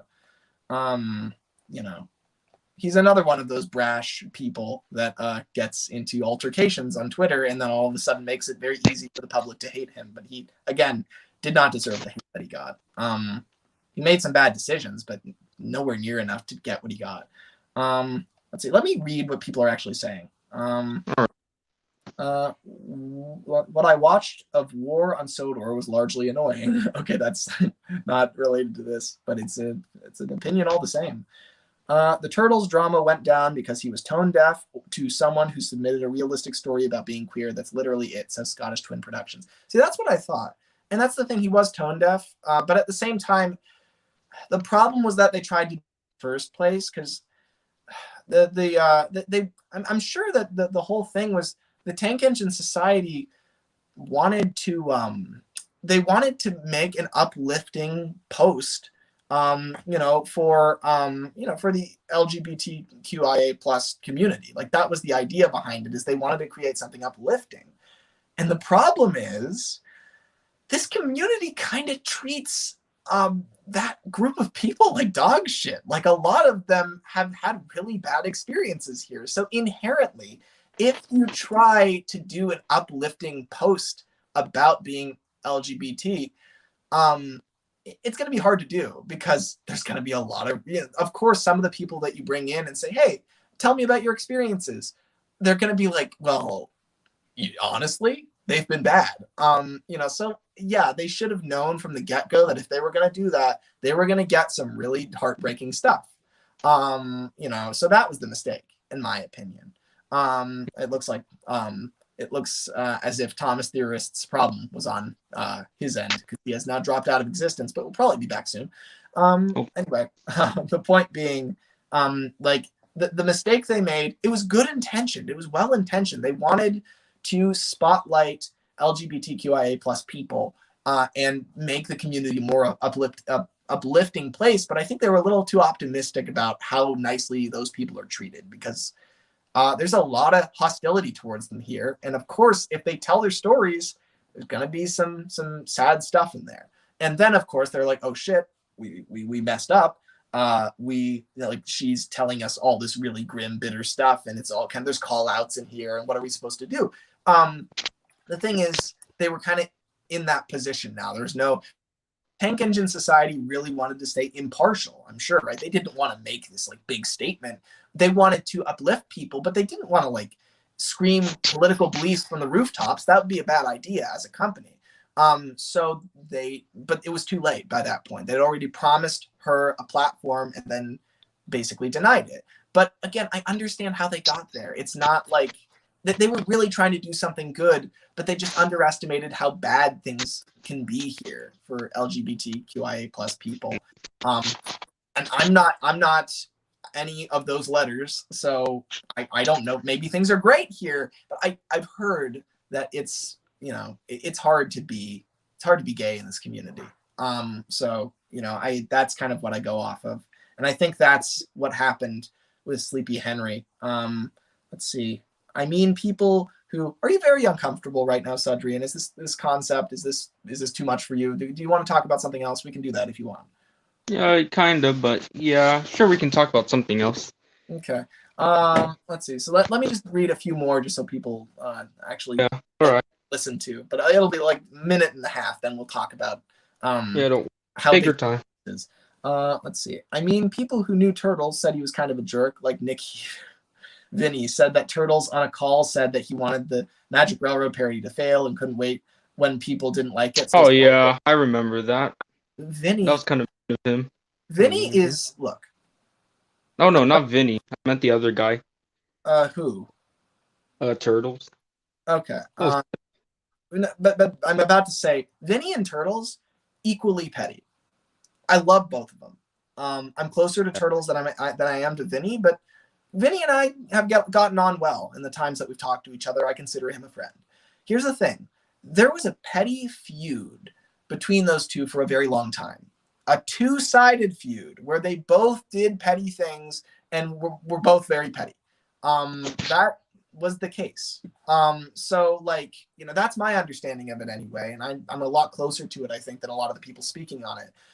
So when I hear like Vinny was so hurt by what Turtles did, well, Turtles was hurt by a lot of what Vinny did. I mean, some of the things that he said about other people and about Turtles really hurt. Like Vinny said a lot of insults back and said a lot of insults before Turtles even got. Turtles and Vinny were on really good terms, but then Vinny said some shit that got under his skin. Now, this is schoolboys arguing on the playground. It's not that big of a deal, but we turned it into a big deal because we see these guys as gods and celebrities.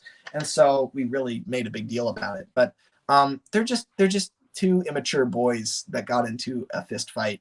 And that fist fight involved a lot of other people. Metaphorical fist fight, of course. But the point being, I wouldn't. Vinny's not a person who knows Turtles. Vinny's an old rival of Turtles. That's like saying, well, Captain Star is a bastard. I mean, after all, hear what Captain Zero says about him. It's like, no, duh. Of course he doesn't like him. Except, of course, I have respect for Vinny. I think Turtles and Vinny are on equal standing, in my opinion. They both did things that I disagree with and that were rude to each other, but that's that. Let's see. Anyway, sorry, Lemmy, I forgot the title. It was Turtles' Sodor conflict. War on Sodor is a different thing, says Chemnitz. That's okay. Interesting insights on all the drama of the fandom. You definitely have a very good perspective of it, as well as Annie C says, sign Matthew. God, is it just us two? Are we the only ones? Oh no. Yeah, yes. Lemmy, what do you think of guerrilla warfare? This is a very interesting topic. Okay. Sorry I didn't read more, folks. But you get my beliefs on it. I'm very passionate about this. A lot of people I love are tangled up in a lot of the fandom drama. And I take it very serious. Not for myself. Like if I was involved in drama, I wouldn't be as affected, I think, but it affects a lot of the people I care about. And, it's so, I do go on a tirade about it because, I care a lot about those people. But anyway, we shall move on. Guerrilla warfare. Don't know anything about war. Don't like war. I don't like studying war either. I'm not putting down anyone who does, but I'm not a war person. Let's see. What if all or some of the TUGS characters appeared in Magic Railroad? And would Tom's Railroad what's supposed to happen? Maybe. I mean, they were just gonna be background. Well, only. it's kind of dubious. I don't know for sure. And also, I can't imagine that David Mitton would just throw them in the background. That would kind of be like wasting time. Well, no, it would be like Steven Spielberg putting Luke Skywalker in the background of Indiana Jones. Like, why would he do that? It's in a totally different universe. It has no purpose. It would be so confusing. People would watch it and be like, why is Luke in the background of this temple? Why is he in the temple while Indiana Jones is like? It'd just be so weird, right? Like that's how I see it anyway. Oh, well, I see it as Tugs and Thomas like in the same universe. Okay, but like imagine if I don't know where you live, but imagine I'm assuming it's not on my street. Imagine if you walk out of your house or apartment or wherever tomorrow, and then you look a few doors down and you see me there, and I'm like, hey, I'm here. Like, wouldn't that be weird? Uh, it's Kinda.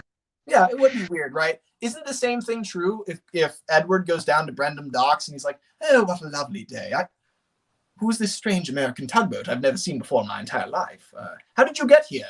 You are many thousands of miles away from home. Oh, well, you understand, I got lost on the current and I ended up here across the Atlantic Ocean by accident. It's like, we're not going to explain how these characters that lived thousands of miles away ended up on Sodor. Like, I feel like that's a more interesting story than Magic Railroad is. Like, there's no explanation. So it kind of baffles me that people just assume that they just take that for granted. Like, oh yeah, of course 10 cents is in the background of Brendam Docks. Like, there's so many unanswered questions. How does that happen? It's kind of like if you just saw Edward in the background of the Skarloey Railway as a narrow gauge engine just chilling. You'd be like, hold on, no, someone, what is that? Someone explain to me what that is. You know, it would not make any sense.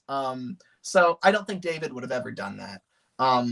Now, would he have put, I don't even know what it would be. Now, here's the thing. Magic Railroad does take Thomas, and it takes Britain and America and ties them together through a portal. So maybe that would have been involved somehow. Maybe there would have been some model scenes that took place in Shining Time, and like maybe the big city is the big city, you know? And like, so like maybe there's a scene where Lily goes to the harbor and there are tugboats there. Like that could be kind of cool, right? Like I could kind of see that. Yes. You know, but like you need to explain it, right? Like you couldn't just be like, oh, there's, you know, the Tugs characters. It's kind of like the Upriver thing. Like again, except the Upriver thing's a lot more believable. But still, I don't get the idea of just taking the Tugs out of their context and never explaining it. To me, that's like a really crazy thing to do as a writer. You know, I mean, that doesn't mean you can't do it. Some of the best things writers ever did were crazy. But for me personally, you need to justify the Tugs being on Sodor. It's not as simple as, oh, well, they're at Shepperton. So just go over there, pick him up and put him in the water. And that's how he got there. It's like, that's not an in-universe reason. I know they were filmed in the same studio, but they do not exist in the same world and they don't exist in the same harbor. You know, so that's kind of why it doesn't work for me. But I do really like the idea of Thomas and Tugs crossing over. I think it's really cool. It's just you need to. That's what I was hoping for to happen. That was I was hoping for to happen. A Thomas and Tugs crossover. I think the closest we got was Big Mickey, but I'm not sure. I see. Like I don't like that for the same reason. Is like I'm gonna assume that crane it's called Big Mickey, but it's not like it came from America. Because one, he has like a different Big Mickey. Yeah, well, because the thing is, one, Big Mickey talks like this in Tugs, and he talks like this in Thomas. So already he's got a different voice. In general, his personality's different. He's not this big boisterous guy who hopes that you beat the Zed stacks. Go get him. He's not like this life-sacrificing giant of it. You know, like he's like kind of this quiet, gentle giant who didn't speak for 25 years because he was introverted. Like, those are totally different characters. So, like, it's not enough that he looks like Big Mickey. It would kind of be like if Gordon, you do his whole episode about Gordon, and he's like, I love shunting trucks. I really love giving up my passenger train. Staff, have fun. Pull my coaches, Stafford. Please pull them. Like that. If we saw that, we would be like, what the hell? That doesn't make any sense. But like, and that's the thing. It's like we apply that standard to Gordon, where if he suddenly starts acting differently, that's weird to us. But for some reason, we don't do that with Big Mickey. Like, why is it that that's okay if he acts differently? You know, like that's what's weird to me. So to me, he's like he's an outside of the universe kind of reference to to TUGS, but he's not in universe connected to it in any way because he acts different. That's not to say there isn't a TUGS like big city port in the Thomas universe. Maybe there is, but I think if there is, there's an identical Crane over there that is different. But the point being, I do like the idea of crossing them over a lot, but I would need to justify like the differences. Like I couldn't just be like, okay, they're in the same world and boom, there you go. Because it's like they're so different in so many ways. I would need to explain why. I'd need to reconcile it in the same way that, like, sure, you could do a story where you move Thomas to the Bluebell Railway, but you can't just start there. You can't just start the story with him on the Bluebell Railway like this is totally normal. You I've have to always lived. start where before, like how or why he's going to the Bluebell Railway. Yeah, exactly, right? Like you have to do a transitionary story, and once you've done that, then it's like, okay, I'm into this. I get this, right? The same would be true of TUGS. But if you did it well and you crossed them over well, it would be pretty cool. Like I understand everyone's desire to see the characters together. I mean, Top Hat and James together, that'd be amazing. Like Gordon and Hercules, are you kidding me? That'd be amazing. Like I'd love that. As long as you get to it. I might do that someday for my future series. That would be cool. Yeah, I mean, you should go for it, So this is how I'm gonna do it. So yeah, spoiler alert. I'm gonna introduce them. They're just gonna be like, they just happen to be there, and then later in the series, they're gonna talk about how they got there. I'm back.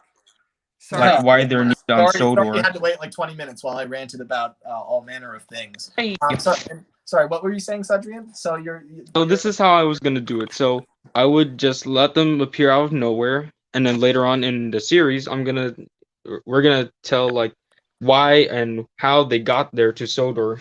Like why they because it creates intrigue. It's kind of like people are wondering. They're like, wait, why are they? So they're like, like why are they here? And then later on, it's like, oh, so now I know why they're here. Yeah, exactly. That's good. Like that's good foreshadowing. You could even like build it up where like in the earlier stories, maybe like 10 Cents and James or something have a conversation, and it's like Scarloli in the Railway series. Yeah, and yeah, like you build up to it. And you kind of connect them to the railway, but like maybe 10 Cents says something like James is complaining about how like, oh, my train was delayed. I can't believe that slow Edward. And 10 Cents is like, yeah, I get how you feel about delays, but at the same time, I mean, that we were delayed by 3 weeks coming to Britain. Do you know how difficult that was? And James is like, oh, okay, maybe a few hours isn't that bad. And then you just drop it, like you don't talk about it again for a few more episodes.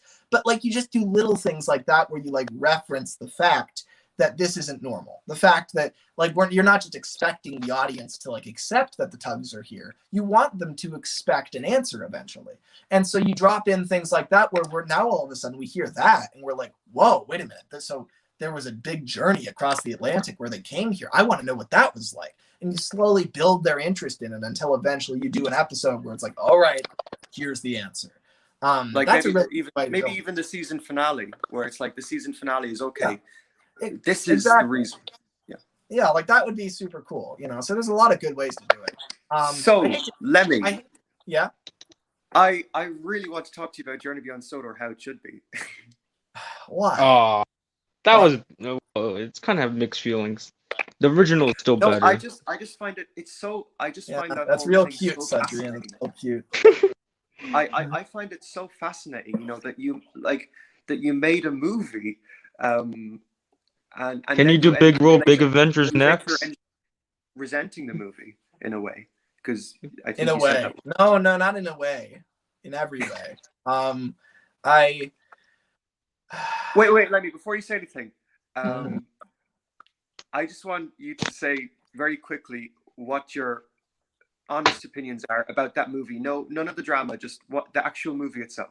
JBS, like the one Mattel made? No, how it should be. Okay. The one you made. I can't because the only reason that movie exists is drama. Like I know. It doesn't exist on its own terms. Like that's like saying like tell me about railways, but please don't bring up passengers or freight in any way. It doesn't make any sense. It's like that's why it exists. It literally exists. I think that was probably its fatal flaw. Not probably, it was. But that's not here's the problem though. That's like saying a gun's fatal flaw is that it kills people.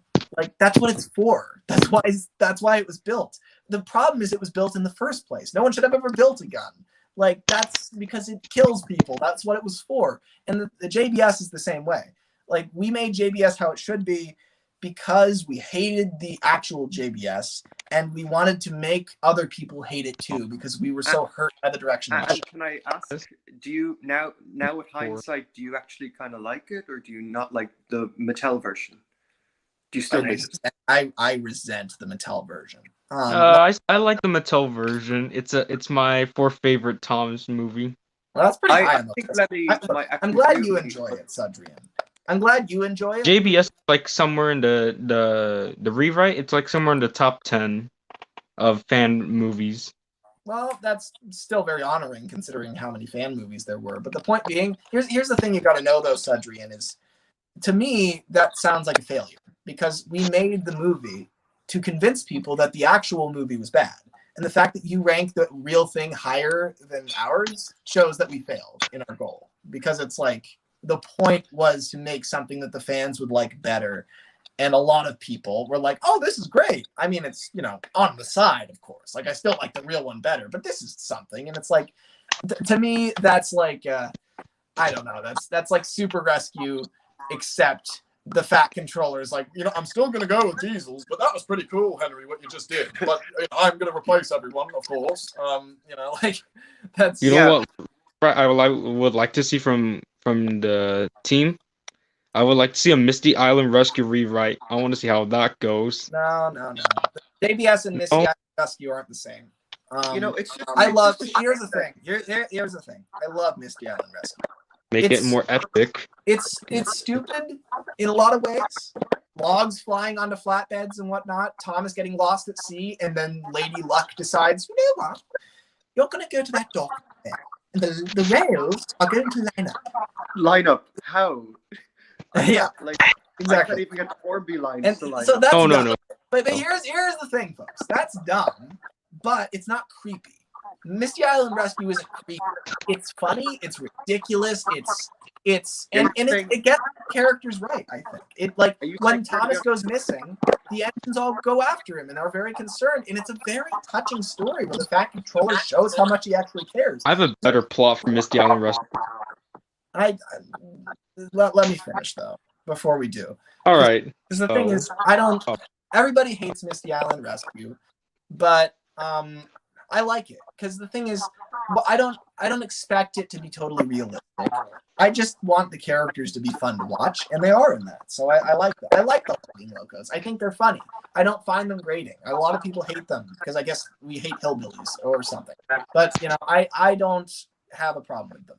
Now that being said, that's different from You watched the US JBS.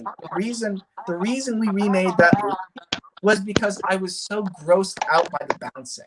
There's a difference between a log landing cartoonishly on a flatbed and Thomas flexing around on his own chassis as he's growing muscles. That's creepy to me. That's a different feeling. So Misty Island Rescue and JBS, to me, they're like very different reasons that they're bad. JBS is bad because of universe reasons. Misty Island Rescue, people say it's bad for traditional movie reasons. Those are different. So I see them differently. Anyway, go on. Would you say Journey Beyond Sodor would be a fine, passable movie if, like, one, they removed the bouncing, and two, they made the engines care for, Thomas being missing? Yes. Yeah. Now here's the thing. Here's a shock story. What? I never noticed the engines bouncing when the Journey Beyond Sodor was first shown. Well, that's nice. I did. It made me sick. I just couldn't. To me, it was a really, really big departure. Like, I could not unsee it. And that's literally the reason we spent 8 months making that movie. Yeah. Like, that's why. That was it. That was the only reason, really. But the thing is, and look, we wrote the whole script before we saw the actual movie. We made a point to do that. Which was a bad decision. For example, Harvey in the movie, like, you put Harvey in the movie, but when in reality, Harvey's 3-pack was actually for a Series 21 episode, so... Is it a bad decision when our goal was to not be influenced by the movie? Well, that's the thing. The movie hadn't come out yet, you know. So maybe the proper reaction would have been like to release a trailer from your movie, and then when the movie comes out, then make a movie. You presume our goals, Adam. You seem to assume you know why we did it. Well, we made it because we wanted an untainted. We wanted to take the basic concept, which is a movie about somebody getting abducted and sent to the mainland. That was what the movie was about. We weren't wrong about that. But the thing is, we made a point while we were writing it to say, don't nobody watch the movie until we're done with the script. I want to see what comes out of our brains before being tainted by what Mattel does. I don't want to be following in their footsteps. I want to just see a total ink blot, a total brain scan. What does a fan do with this concept versus what does the show do? And I think that we succeeded in that. Now, there's some things that were different, but I don't think that our movie was unsuccessful because we didn't accurately follow the steps of the real movie and not put Harvey in it. Like, that's the whole point, was to be different from the real movie. The whole point was to show the stark contrast between the great ideas fans would come up with and the terrible ideas Mattel would come up with. I'm not saying I back that horse anymore, but what I am saying is that that was totally logical given what our goals were. And that's the thing, is that, you know, that's why we did it. We did it to prove that point. We did it to show what fans would do with the concept versus. And did you prove that point? No, obviously we didn't, because Sudrian here, who I have enjoyed talking to a lot, by the way, I have to say, Sudrian. Thanks. You still like the real movie better. So that's one failure. And the thing is, I'm glad you do, because you got enjoyment out of both. That's wonderful. I hate JBS. You like it, and you can also like our movie. So you've got two things you can like. That's awesome. But the goal was to convince people to dislike the official movie. And we did not succeed, largely. So it was unsuccessful. That's the way that I see it. It was a propaganda piece. It was a political satire, essentially. But, you know, and so that's why we did it. And that's why I resent it now, is because I don't agree with that approach anymore. I don't agree with trying to bend everybody else's opinions to match mine. Well, I'm really glad that you learned from that, Lemmy, you know, because, I'm glad that you learned something from it. So it wasn't a total wasted venture, you know. I guess. I mean, I did learn. I did change a lot after that. I learned how to interact with the public a lot better. Never again did I get into an argument on Twitter. So in a lot of ways, that really helped you. No, I mean, it put me into a depression for 2 years. It was, you know, it was not. But that was necessary, wasn't it? There were other ways to do that. I mean, yes. It didn't have to happen that way. It didn't have to be that painful. Yeah, that's the thing. But that being said, I did learn from. I'm glad I am where I am now, I guess, or maybe I'm not. Maybe I wish I kept that confidence, because you know what happened after JBS? I didn't make anything for 4 years. And what's worse, me getting into a few arguments on Twitter and making movies that are a little bit rude to people's sensibilities, or me not being a creative force at all for the last 4 years? I think I would have done a hell of a lot more good if I still had my JBS level confidence than the bad I would have done by my arrogance. Honestly, I think that might have been the case. But I just became so shell-shocked from that movie that all of a sudden I didn't have this mission statement anymore. I didn't think my art is grand and I must show it to the world and blah, blah, blah, blah. I lost all that. And instead, I thought, that's arrogant. I shouldn't think that way. And now people don't see it. And the thing is, like, sure, I would have been somewhat arrogant, but even at my most arrogant, I wasn't ever canceled. People, you know, thought JBS was rude and arrogant, but it wasn't like it, you know, it wasn't the same as what I was canceled for. So honestly, optimistic approach, you'd say, yeah, I've learned something from it. I'm glad I went through it because it made me a better person, but I don't know. I mean, I honestly don't know. Are you happy with the person that you are now? Like, now that you've gone through the tunnel, do you regret going through the tunnel in a way?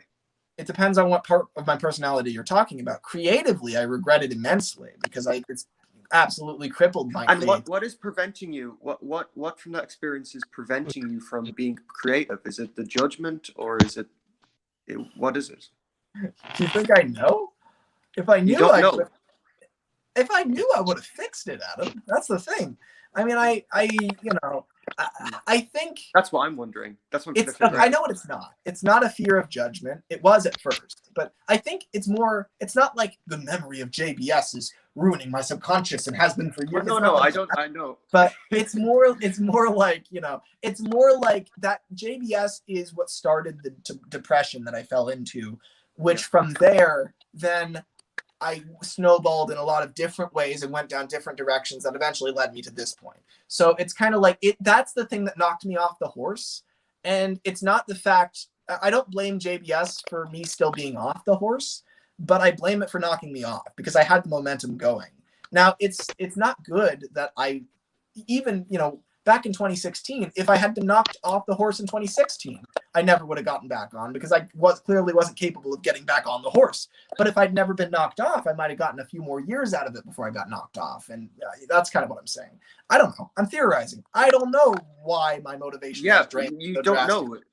I think part of it is, I think the biggest thing is my dreams have gotten too big without me actually backing them up with any accomplishment. So the problem is that after JBS, I was like, okay, when I come back, I need to make something bigger and bolder, and I need to make something that redeems me, right? So that's how I was thinking. But I don't think that way anymore. I don't think that way anymore. I'm not trying to redeem JBS. I've far redeemed it, and I never even needed to redeem it. So that's not my goal anymore. But the thing is, I can't go back because those projects, those redemption projects I came up with in 2018 were really, really good.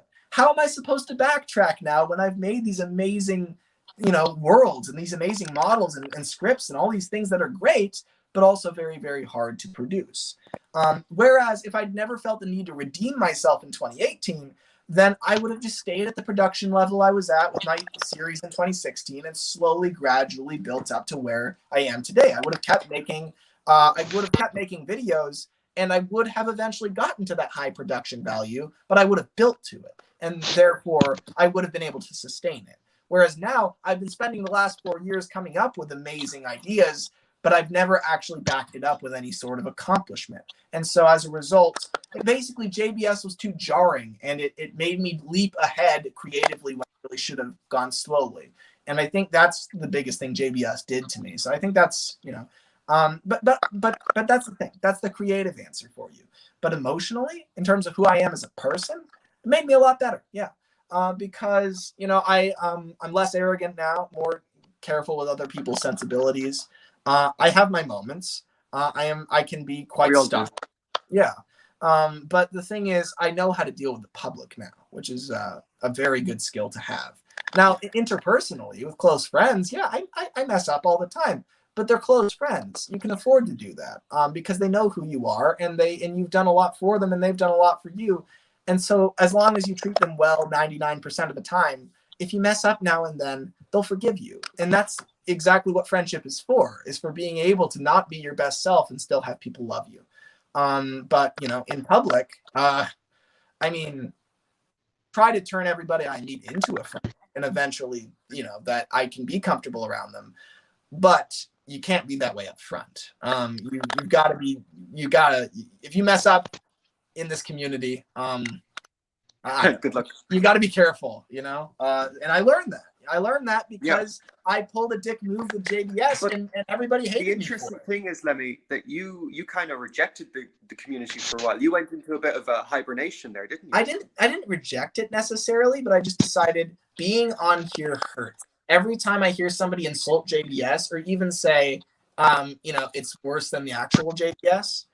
Every time I say JBS, I mean mine. I don't mean. I know what you mean. Yeah. Every time I'd hear people insult it, it would hurt so much that I just couldn't handle it. So I decided this isn't good for me. I'm going to get off of Twitter entirely. But I kept talking to my close friends. I had a lot of people I still talk to. It's not like I cut off. But again, that's what I mean about cancellation. I guess I'm not worried about being canceled because I feel like I already was. Would you say that was the closest you could ever be to being cancelled? That movie? Yeah, I would say so. That was kind of your cancel moment in a way.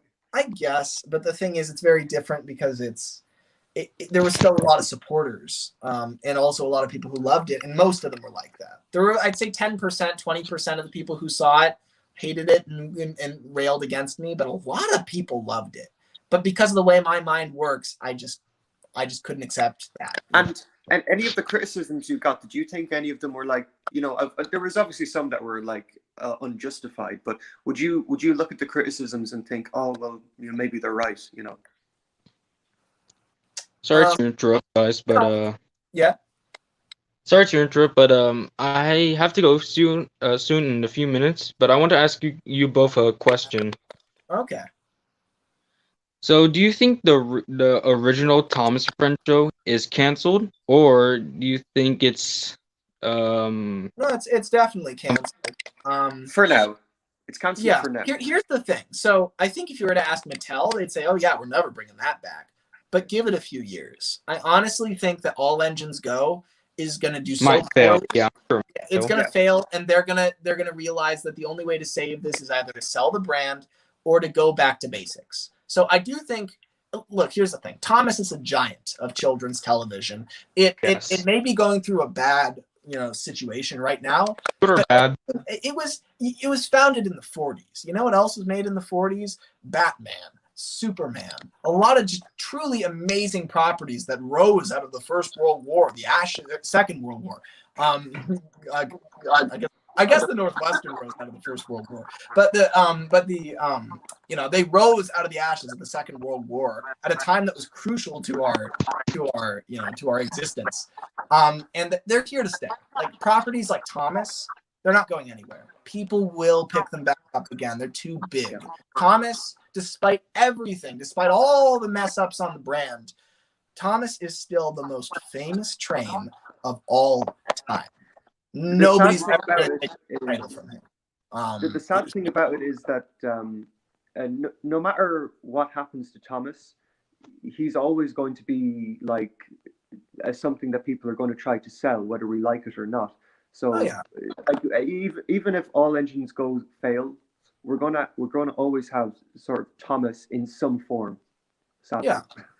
Yeah. I mean that's true. But the thing is, there are a lot of ways to sell Thomas way more money. And honestly, at this point, I think that our version of Thomas go anywhere. Honestly, I think our Thomas is better. It's gonna make more money. I think that All Engines Go. I think it could go any which way. Like after All Engines Go, I don't know. I could honestly see them retiring it or going back to CGI, or I honestly could see them going back to models, because when you think of Thomas, you think of models. Like I really don't know what they're going to do next. It would be. I mean, I'm not sure if they're going to go back to models, because some of them are kind of damaged, so like George. No. They wouldn't. So they're not gonna. Imagine Sudrian, that you're Mattel. Imagine that you're like a big multi-million-dollar corporation.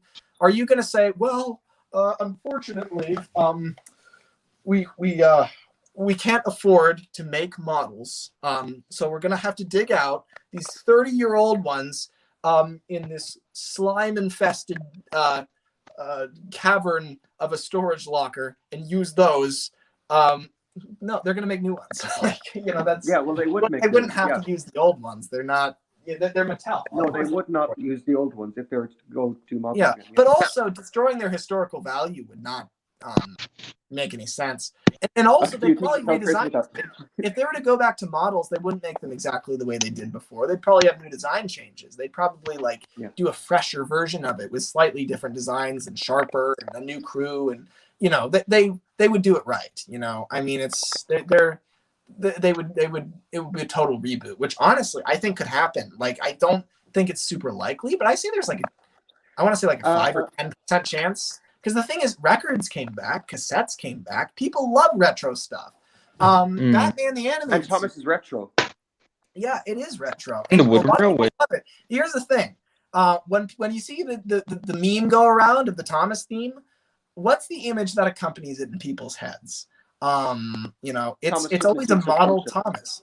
Think about all the times Thomas has been memed where they put like a rapper's face on him or something.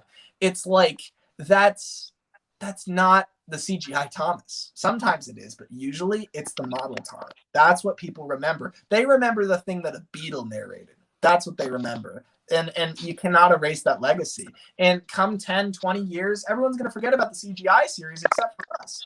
They're going to remember the model series because that's what made waves. And that's what they're going to revive, if they revive anything. So honestly, in the long run, give it 20 years, guys. We're gonna be rolling in it. We're gonna be fine. Hopefully, hopefully, like in 3 or 4. Hopefully. Well, I it won't be don't, 3 or I don't 4. think. Be I back. don't. It I could don't be know 3 or about that. 4. Things will probably be better in 3 or 4. I want to say in 4 years, things will probably be a little bit better. They'll probably Yeah, 4 or 5. I Hopefully. think in 3 or 4 years, Mattel will be bankrupt and Thomas will be sold to someone else. And bankrupt. please let them. No, I was thinking Please. Mattel will be bankrupt by after All Engines Go. I think they'll Or can you definitely. imagine if I think Mattel just went bankrupt right now? there's a very strong chance that they're gonna just give up the brand to somebody else and sell it. And I think if they do that, the next person is gonna handle it better. Probably not the way we'd want them to, but closer to the way we'd want them to. I Honestly, agree with you. Do you think it was a missed opportunity for BBC to hand the rights to Thomas? The Or BBC? Mattel to hand the rights to BBC. No, I meant the BBC. Do you think it was a missed opportunity for them to hand the rights? BBC didn't have any rights to Thomas. Audrey. Oh no, like during 2012 when the show was like. Oh, you mean when they were trying to buy it or something? Yeah, like buying it at the time. I think it would have been cool for them to like own a British property, I suppose. And they probably. I would would have hate handed it to like, see in Disney. I would hate that Thomas would get bought by Disney. No, not Disney. Yeah, well, that's a red flag. I don't agree. So I don't want Disney to have it in the same way that I don't. Yeah, want that's red. Amazon. In the same way that I don't want Amazon to be super successful because it's a bunch of scary billionaires in charge of the world. But that being said, if it's not a political thing, if it's just what I want for Thomas, I think Disney would do a good job with Thomas. I don't want them to have everything. That's a monopoly. It's scary. Yeah. It's bad on a political level, but just as a Thomas fan, yeah, I think they'd do it justice. They'd probably do the bouncing, yeah. I don't know. I'd be very scared if Disney owned Thomas. It would definitely be all the problems that Mattel created when they added the bouncing and they made Thomas more mobile. I feel like Disney would do them more gracefully, and I feel like they would find ways to actually make it work. I think Thomas would be like a very nice Pixar movie, you know. It would, which honestly would be amazing. Like I think as long as the characters are done justice. Look, here's the thing.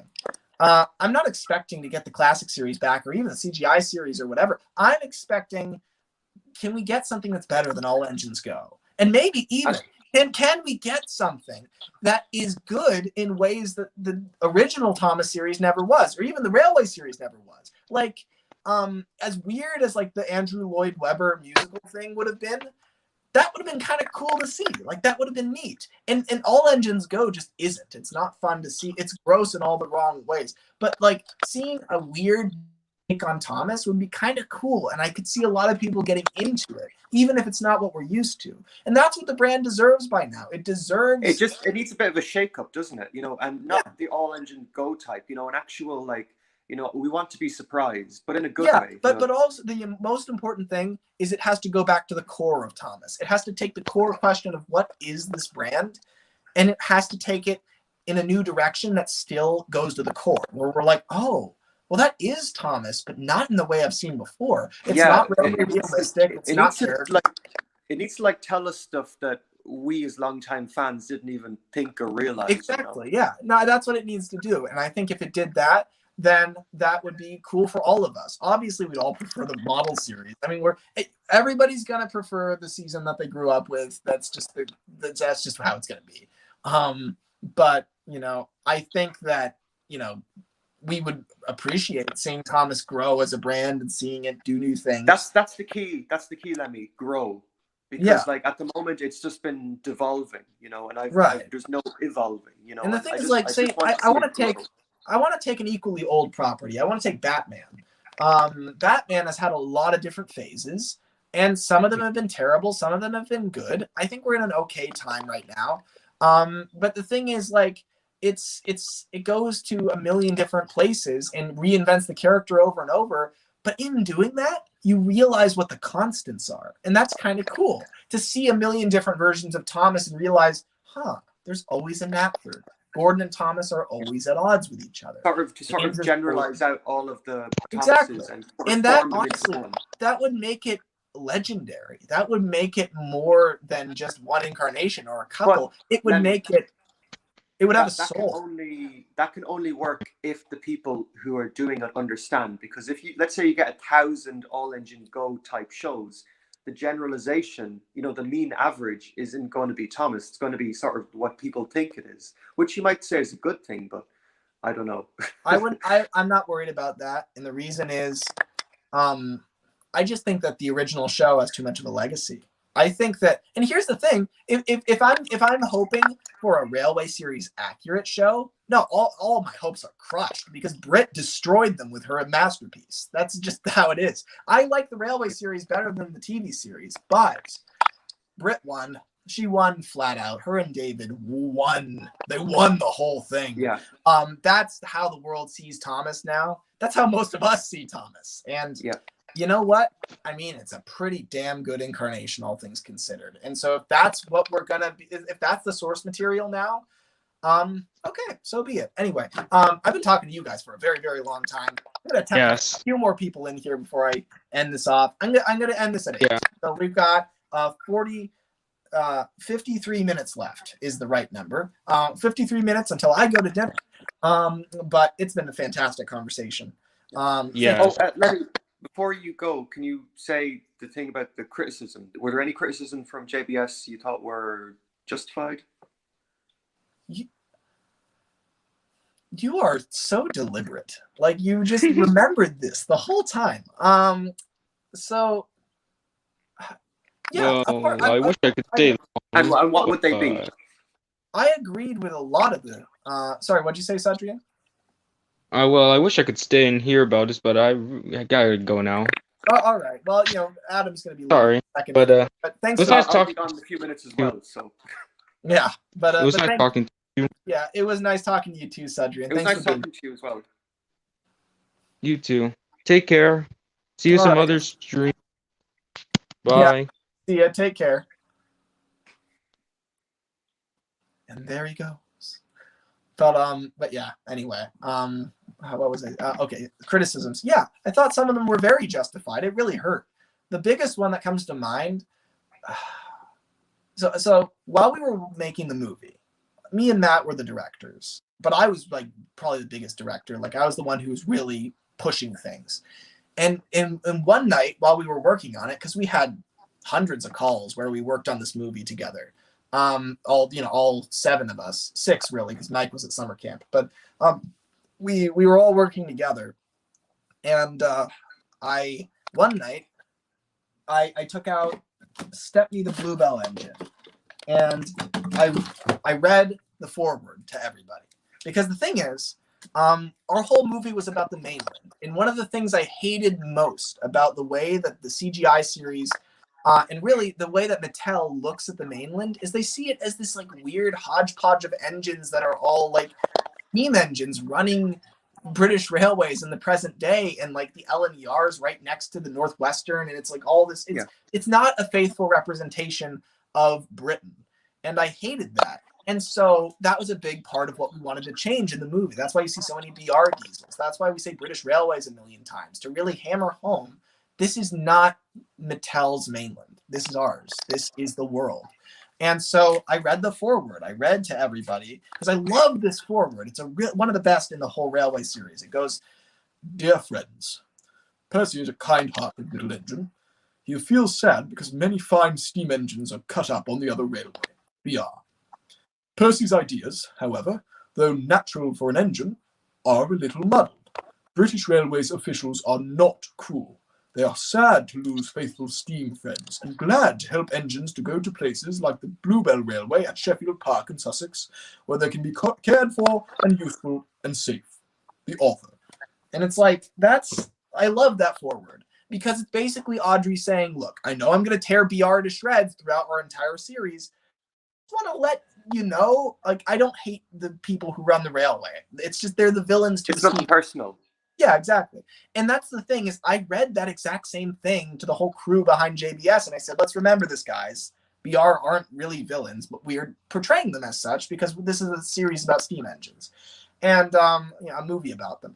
And so I read that, and we all agreed, and we're like, yeah, that makes a lot of sense. And even though we're portraying them that way, that is not really what it is. There's these two levels of, there's two levels of understanding between the engines and the humans. There's a very different, perspective on it.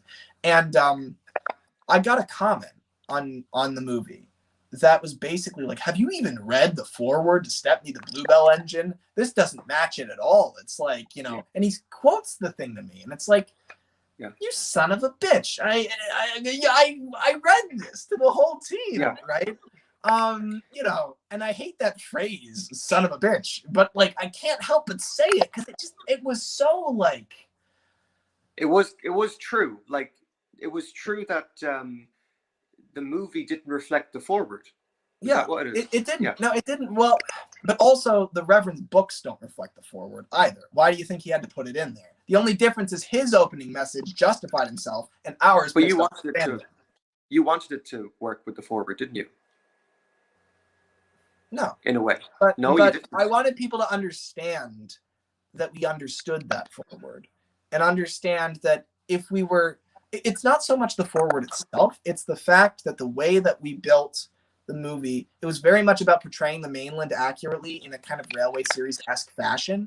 And the fact that somebody would say, and quote a railway series book to me, and say, this is not like the railway series at all, is really what hurt. It was kind of thematically what that meant for me. But the movie didn't reflect the forward, but neither do Audrey's books. Why do you think he had to put it there? Why do you think he had to justify, I don't hate BR?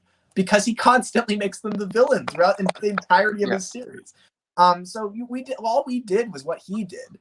But the thing is, I hoped that based on the other railway series-esque elements in our film, people would understand that we're going for a Reverend-esque approach, but they didn't at all, or at least this person didn't. And that's the thing. That's the biggest thing I took away from JBS, is that you cannot trust the audience to understand what you're saying at all. You have to really be very, very clear about your message, because we tried to do that. We tried to send a message and people got the opposite out of it. That's a failure. That's the thing. It's really, in a lot of ways, it really is up to the audience to kind of interpret the movie in the way they want it. And in a lot of ways, the audience they always have the last say, So it's kind of like you saying something and then exactly. having them forever. It's the whole death of the author thing. Right? Yeah. Once it's out of your hands, and this is exactly why I have 55 stories and you didn't even know. I don't show them to people. So it is the judgment, is it? The scare, the judgment of others, maybe? Am I wrong? It depends on what version of judgment. The being concerned that, people will be looking at the story and, they might judge it, or they might maybe even misinterpret it in some way. Yeah. It's about the misinterpretation is the thing. But the thing is, no, that's not why videos aren't coming out. I know that I can send the right message. I'm very, very good at it.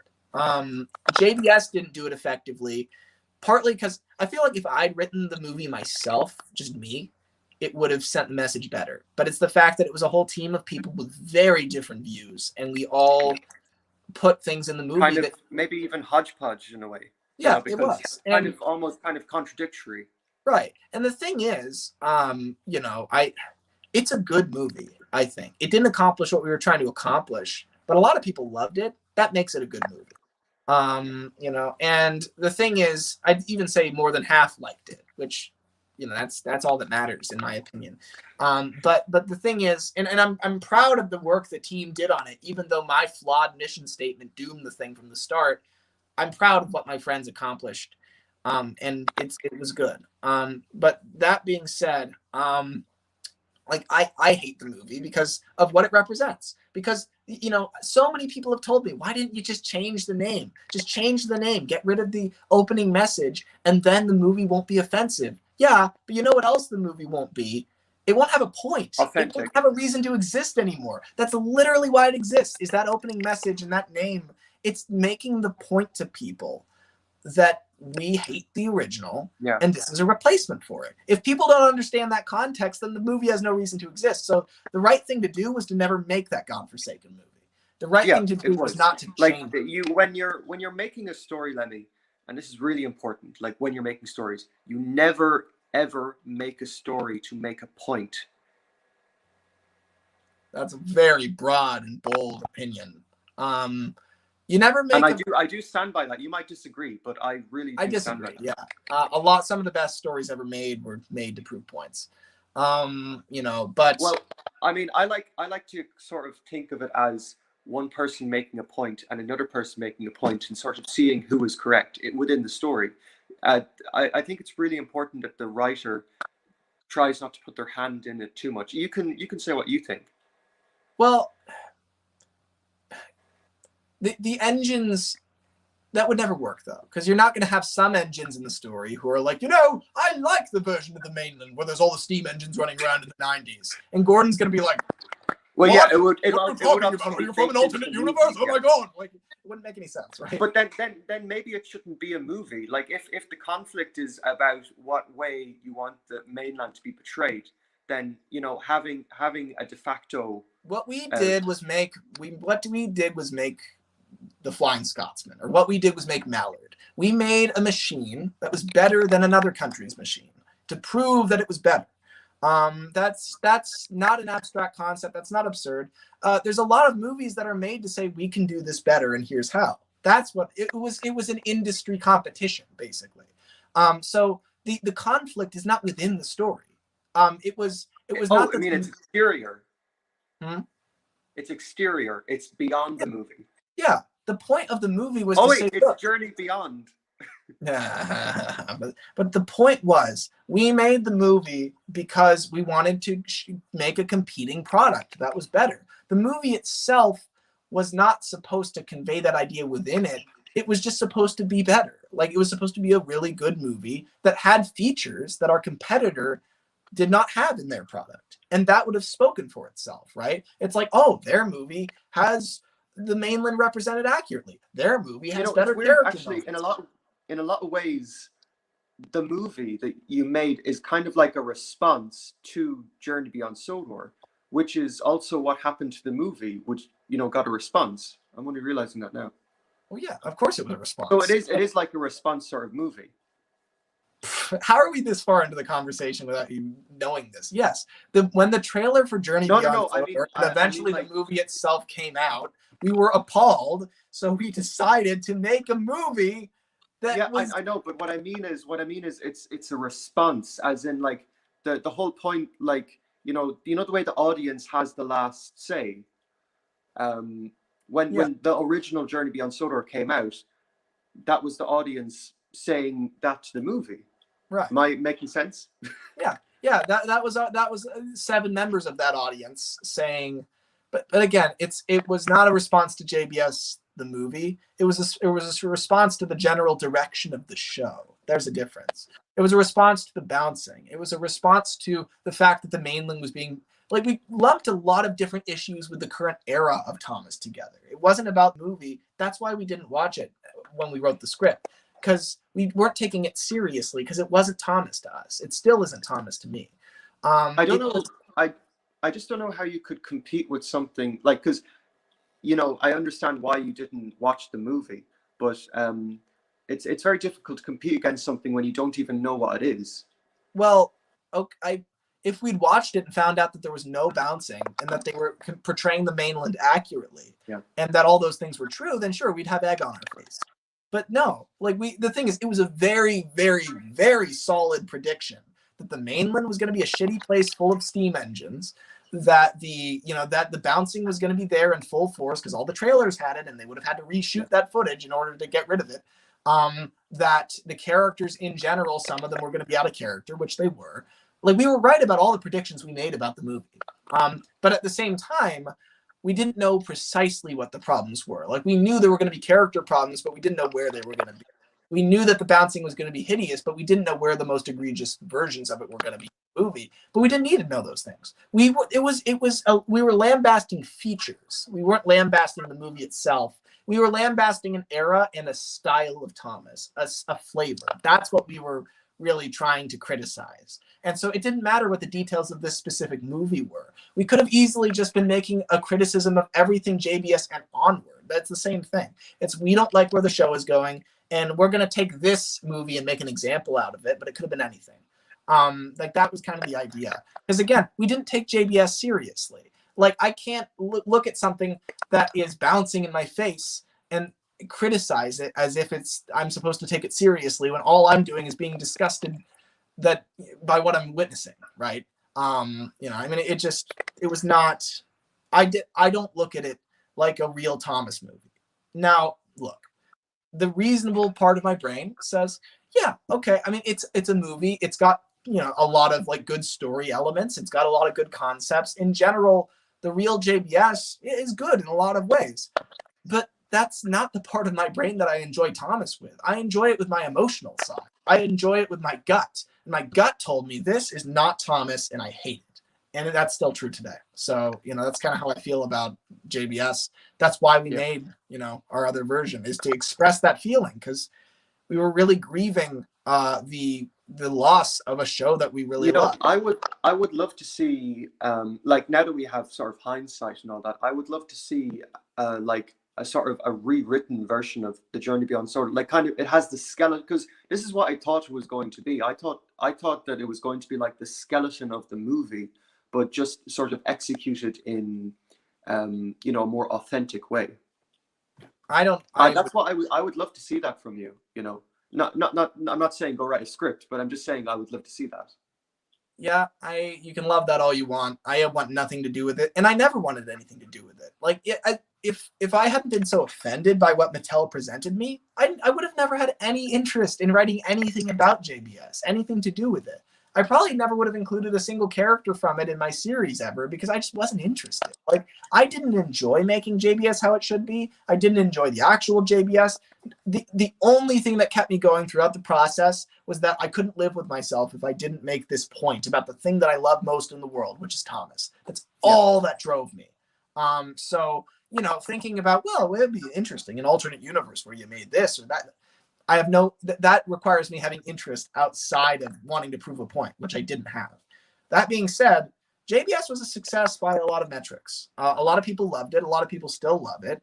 It has a hell of a lot of views. I mean, I'd say overall it's probably a success, pretty much. I mean, that's the truth. It really depends on what metric you look at it. I mean, people enjoy it's got 1 million views on YouTube. That's pretty impressive, It is. Mostly I judge it by how many people enjoyed it, and a lot of them did.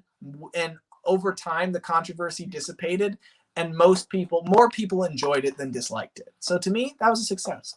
I think partially the negativity.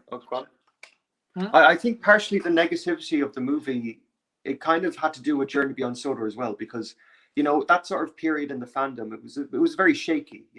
It was extremely contentious. That's the only reason we made the movie. If I thought that everybody was on the same page about the show, we never would have made it, because it's like, okay, good. We're all on board with this. The trains need brake fans and the engines need to stop bouncing, right? We're all on board. It's not like when Duck got replaced, the whole fandom was like, yeah, I love it when Duck gets replaced. That wasn't what we did. We all banded together and said that we hated it. And then all of a sudden, in JBS time, everyone lost their values, is how I felt, right? Obviously, who gives a shit? It's a fun train show that we all experience differently, and that's fine. But do you think that's how I felt at the time? Do you feel after your experience, do you feel like as if you're not as concerned about what other people's opinions are now? I've given up. I'd like to care. I find that I'm generally grumpy and frustrated about the way that people view the things that I love. I mean, there's a lot of things that people believe about TUGS. It still gets me going when people are like, just assume that Thomas and TUGS are in the same universe. Look, I get why that's so fun. And I think that that's something you should totally pursue if you're interested in it. But personally, I just don't get how people can miss all the differences between the two. Because, it robs them of such nuance, where it's like, and the thing is, if you mash Thomas and TUGS together with no consideration for their differences, all of a sudden it doesn't matter the kind of nuanced idea of the TUGS earning wages, the fact that they have total self-control and can go wherever they want, the fact that the faces are flesh toned, the fact that all these really interesting design decisions everyone just kind of shits on because they're like, well, you know, I'm just ignoring those. I don't care about those. That's kind of how it feels to me, right? Is like if you mesh them together without feeling any sort of need to explain it, you're just ignoring some of my favorite parts of the show. Like, you know, I don't know, you know, but most people don't think that way. Most people don't take it that seriously, but I do. I take everything seriously. I'm a very serious person. You know, so it's, you know, but I've given up. You know, the thing is, I don't tend to get into arguments with people. I have conversations like this where I make a case for things, but if at the end of it I don't convince the other person, I'm not surprised. And usually they end on good terms, and that's the difference. But is it like the end of the world, like, or are you just sort of bitter? I am bitter that nobody agrees with a lot of what I believe about Thomas and Tugs. Yeah, I kind of wish everybody did. That's the honest truth. But I don't expect it anymore. I don't expect that. And it's not fair to expect that. And in fact, it's a really bad sign if everybody thinks the exact same way. You know, but and do you like or do you dislike diversity of thought? Of what? Of thought, you know, thoughts.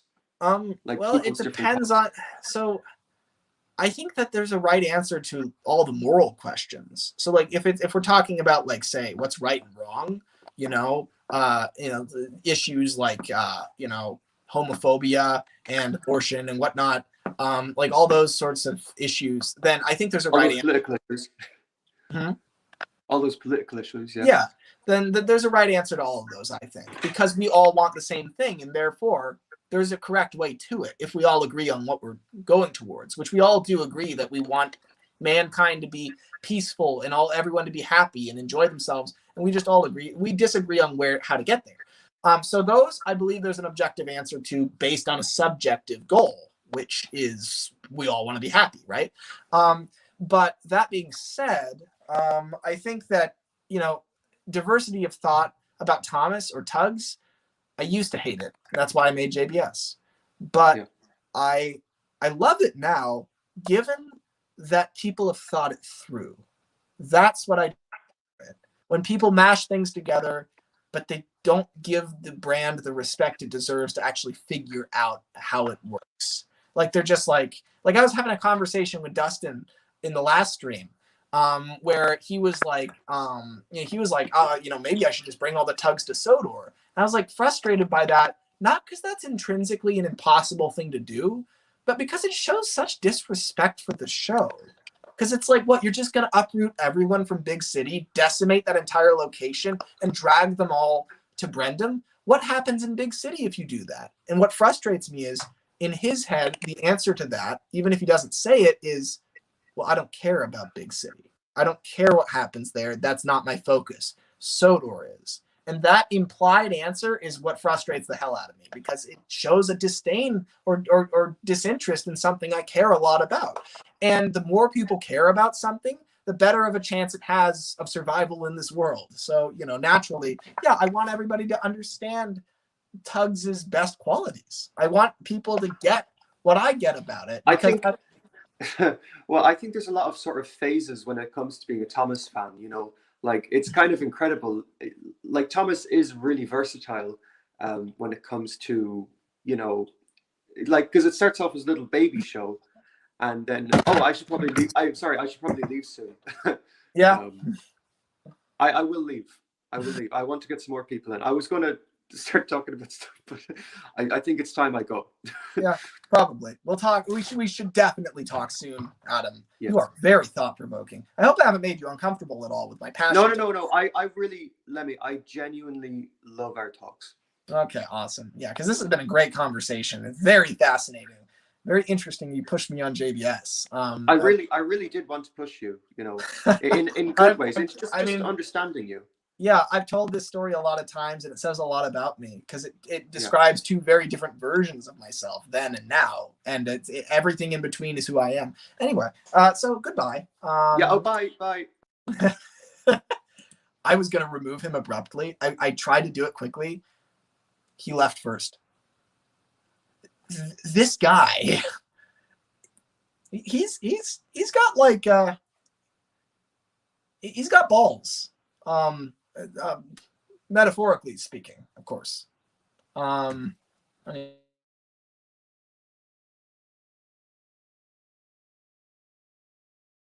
called.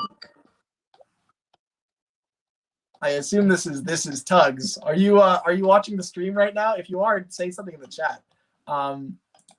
If not, sorry, I just hung up on you, or you wouldn't hear that. If anyone heard, maybe nobody heard that, but there was Skype ringing. I was getting called. Anyway, only got like 30 minutes until 8 o'clock. Talked to Adam a long time. I do think it's unfortunate that the stream has become like a lottery, you know, that like all of these streams, like there's so many people waiting to get in. Like just am I really that big of a deal to talk to? Like there's so many other people in this fandom. Like just talk to each other if you can't get in and talk to me. Anyway, how about Northwestern is here, but I talk to him a lot. Not a lot, really, but more than other people here. I'm changing up my rules. I'm sorry. RDS. Oh my god, I've been waiting for so long. I've literally been sat here watching this for the past like I'm fucking hours. The past 2 fucking hours. But anyway, it's me. I'm back. Are you displeased with the service? No, I am not displeased with the service because the service got me in. So I'll never be displeased with the service. That's true. Everyone else displeased with the service. When was the last time I was on this channel? Last time I was on this channel was the 18th of April. Yes. Jesus Christ. With Adam, surprisingly. Okay, interesting. We had that conversation about Henry, I think. Yes. And other things. I remember you very distinctly, but I don't remember the conversation. Thank you. Because there's a lot of there's been like a dozen Henry conversations. He's one of the most interesting topics. Also one of the most unfortunate topics. Considering it's usually about how sick or depressed he is. He is always sick or depressed. That's just him. I mean that's Henry vibes. Suffers dreadfully. No one cares. How big of a Tugs fan are you? I forget. On a scale of 10 to 0. See, the thing is I honestly wanted to like it. I wanted to enjoy it, but I was like, I was on holiday. I was in like, I had to sleep in an attack helicopter. Mum's weird. I was sleeping in an attack helicopter. I was like, you know what? I'll just watch Tugs now. And I watched Tugs, and I distinctly remember falling asleep while watching Tugs. This is so interesting. I found it. I don't know what it was. I think I have a problem. I have a problem with like really quick pacing, but then I don't have a problem with slow pacing unless it gets to a point, right? Because I have a problem with fast pacing. Like in Harry Potter, I used to like them, but then I rewatched Chamber of Secrets and I'm like, the pacing's so fast. It's like it feels like someone's trying to write a historical movie, doesn't want to establish characters, and just wants to move from point to point to point. It felt like that. But I like When the Wind Blows, which is a really slow-paced drama about an old couple in a nuclear fallout. It's interesting because I really do. Tugs is very polarizing like this. Not in the sense that some people hate it. Nobody hates it. But in the sense that some people don't have any interest, and other people are crazy about it. When did you try to watch Tugs? I tried a couple, like last year, maybe. I think. Yeah, the thing is, I think a lot of people have been done a disservice by the fact that Tugs is so popular now. Because when I got into it, nobody had any idea what the hell it was. When I got into it like such a convoluted way. I saw like Thomas Tugs mashup parody, and I was like, "What the hell is this?" And I slowly discovered it. I think the way I found out about it was I kind of watched a bit of Victor Tanzig's series when it actually used to be good. Right. I mean, it still is good, but like he doesn't do it anymore. But I used to watch that, and I'm like, "Who the fuck is this boat in this video that I'm watching?" and then I started watching your videos, and I'm like, "Oh, That's the boat I know from that video, and you called it Tugs, and I'm like, interesting. Which video from me did I you don't watch? know. It was just I think it was the when you returned. It was a couple months afterwards. It was Okay. I didn't really join the Thomas Ronaldo community until like 2020. I remember, oh yeah, I really like this guy's like 4 episodes of his series. And like, I wonder if he's made more. Oh wait, no, he hasn't been active for 4 years. Oh wait, no, he's made this video called No More Secrets. Let's watch it. And I watched it. It's like, oh yeah, that's the boat I know. Interesting. And Yeah, then I signed up. And then I signed up for Twitter, which was the worst mistake of my life. And I found out that other people liked. I found out other people liked the show, so I was like, huh, maybe I should watch it. And I watched it in this attack helicopter, and I was like, I genuinely remember falling asleep while watching it. Right. Yeah. I woke up. I think I woke up. It was still playing. I'd woken up halfway through the 8th episode. I think you had expectations for it, probably, right? You thought. Yeah, I was like, I really wanted to enjoy it. I really wanted to like it. Imagine this instead. Imagine that you, imagine you're a big Thomas fan, because you are, right? I'm a big Thomas fan, yes. Yeah. So imagine you're a big Thomas fan and you love the classic series, which do you? I do love the classic series, Okay. 3 and 5 specifically. Yeah, so you love the classic series, love season 3, right? And but you've seen all there is. And if you could see like another Thomas episode, that'd be like amazing. But you know that there's nothing else that came out of Shepperton Studios apart from maybe a few missing coach clips that have never been seen or something, right? So there's barely anything left. Yeah. And then you're on YouTube one day and you stumble upon like a 20-minute long story that is clearly made by the same people, that has like not just a few models you've never seen before, but like 30 models you've never seen before. And it's a whole different world. And it's like, if it was that, and you could tell this came right before season 3, and it's literally like, oh my God, was this right under my nose? And that was just like a surprise, like just a bonus. It's like, oh, by the way, there's all this. I feel like you might gauge it differently. Well, I think the last time the last time I just clicked on something because like, oh look, it looks like it's associated with Thomas, was when I watched Shed 17 when I was 7. So big mistake. Basically, I was okay. Listen, right? I was 7. Don't ask. And I was like, oh yeah, I like Thomas the Tank Engine. Thomas the Tank Engine is cool. And then I'm just scrolling through my feed, which is just full of Thomas. It was like 2015. So it was right when Shed 17 had come out. So it would have been in the recommended page. And then I see it. I finally come to the conclusion. I think Paul was irresponsible to release that. I think, honestly, in a lot of ways, Shed 17 is really cool, and it's a really interesting dive into. It's also really well made as well. Like a lot of the CGI is like cinematically, it is. Like the models. Everyone talks about how the models look really bad, but honestly, I'm glad. At least you kind of like get the point across. I think you said this already. Like when you're watching Thomas on the railway video, you don't actually imagine a wooden train. You imagine Thomas. Exactly.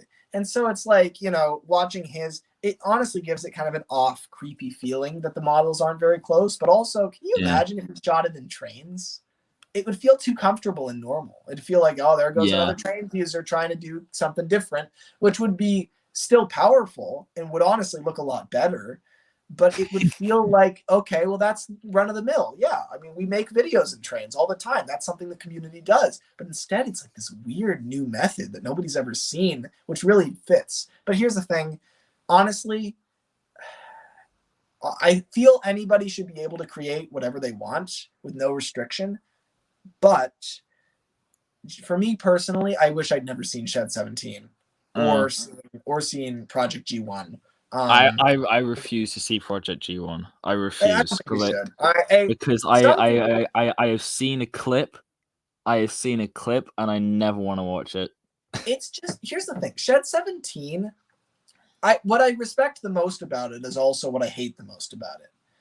I respect the fact that it finally went there. It finally answered the questions that we all have. Like, let's be honest here.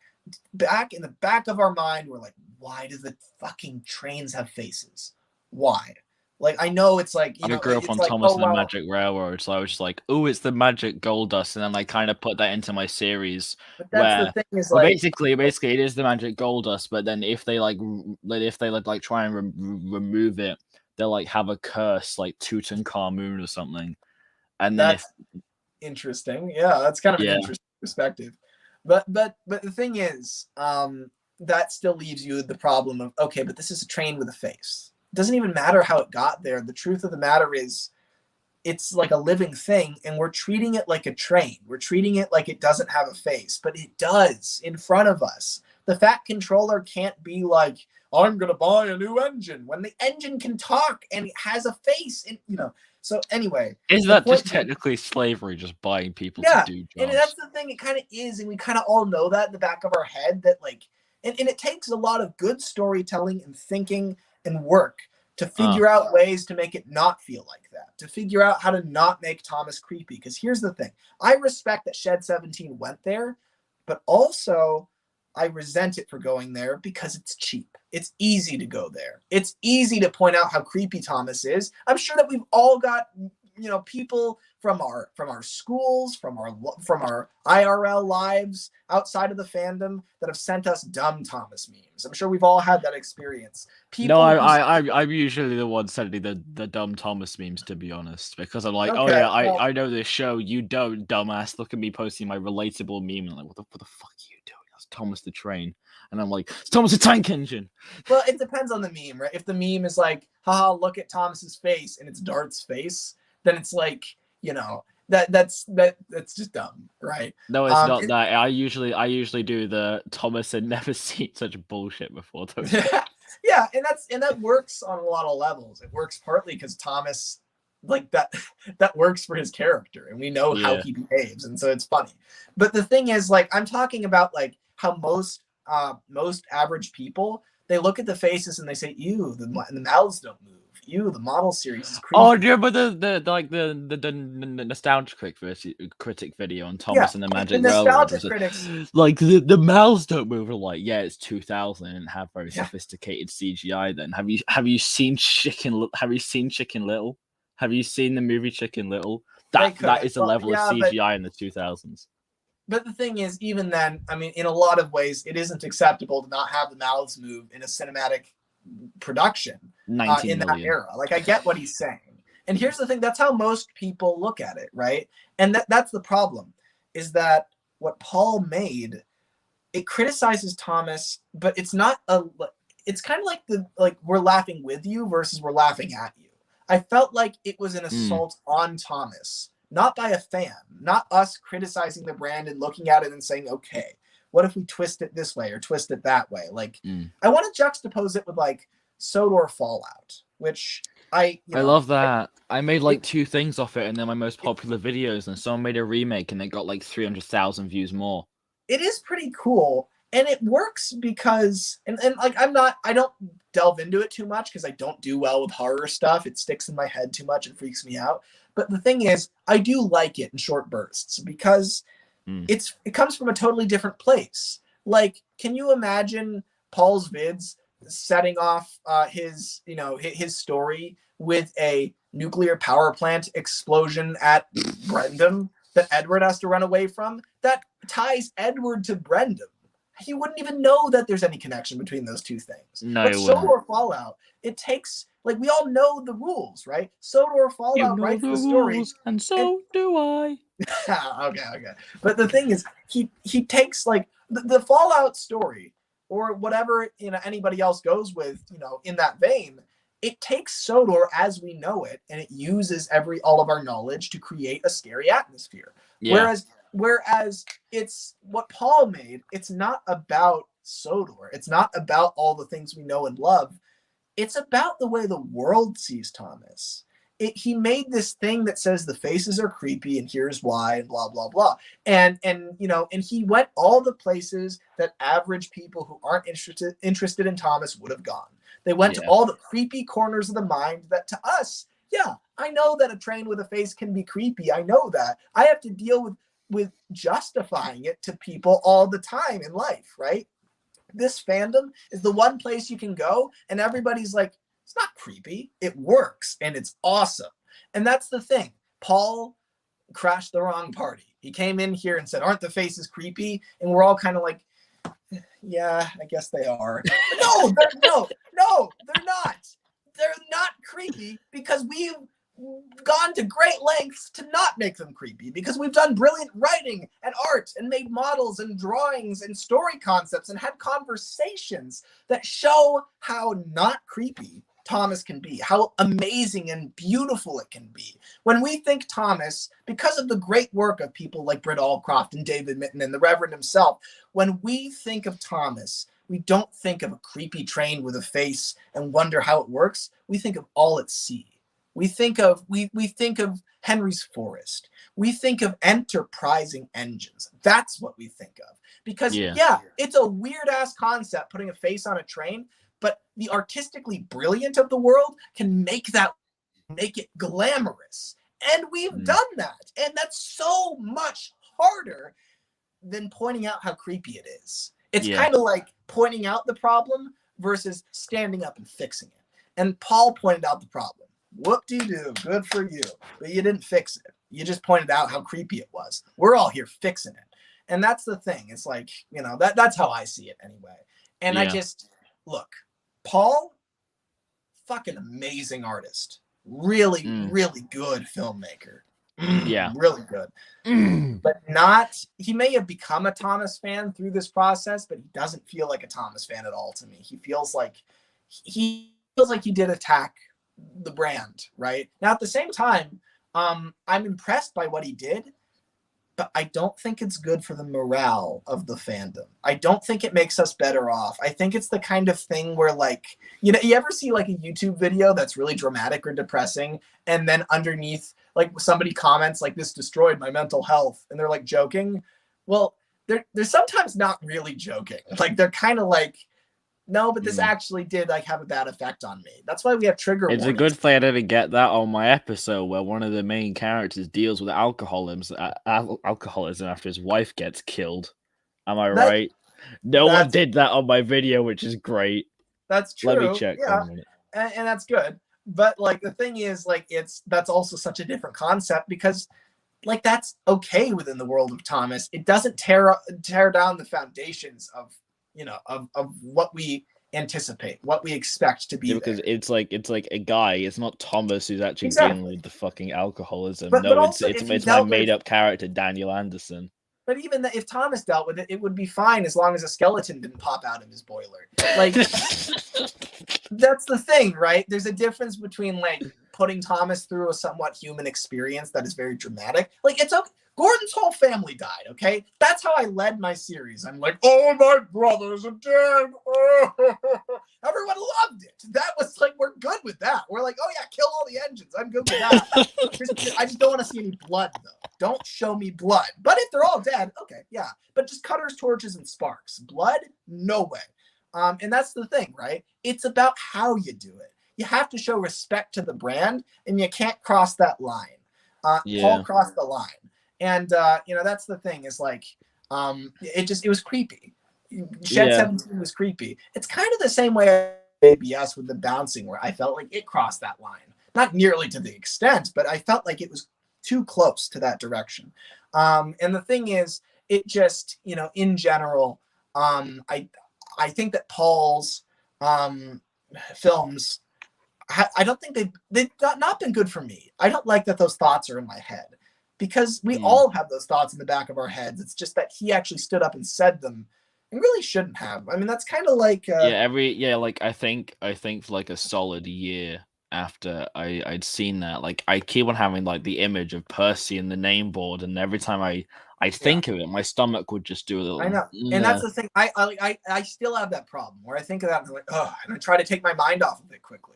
I hate that. I remember the reason I refuse to see Project G1 is because I saw the clip of Donald and Douglas, right?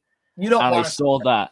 I could not go anywhere for a solid year without thinking of it. I was fucking terrified of him. He would nab me in my sleep. And it's gross. Like, it's just, it doesn't can't unsee all that. And I wish I didn't see it, honestly. And if another one comes out, I won't watch it. Like, no way.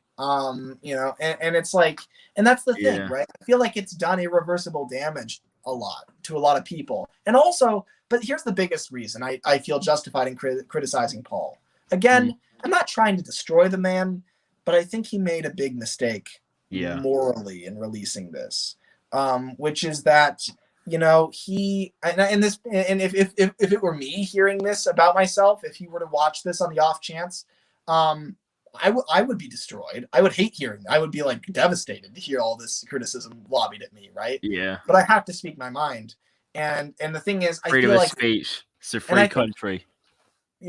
And the thing is, I think it was bad for kids. That's the biggest reason. Is imagine, I would know. Yeah, and like imagine how many kids wandered into this horrifying. I had a phase when I was younger. At least one. I had a phase when I was younger where I was terrified of Thomas and Tugs. Just not for Shed 17 reasons. This was 10 years before that. It was just because I there is something intrinsically creepy about vehicles with faces. And for a few years I realized that, and it kind of freaked me out. And also I was having psychological problems at the time, and so it exacerbated that. Christ. But that's the thing, is that like I kind of I had that experience, and that was just with Thomas naturally the way it was. Imagine how kids must have felt to watch. You don't have to imagine it. You know, I don't have to. I don't. And that's the thing. It's like we have to be responsible with what we put out there. And we should lift up and inspire people. We shouldn't create things that inspire fear and disgust. And at the same time, you know, I do believe that every piece of art deserves published, but I can see the effect it had. And it's kind of hard to deny that it was largely, I think, a negative effect on most people. But we can't deny that it was very impressive what he made and very impactful. But I don't think all art impacts in a good way. So yeah, I mean, that's how I see.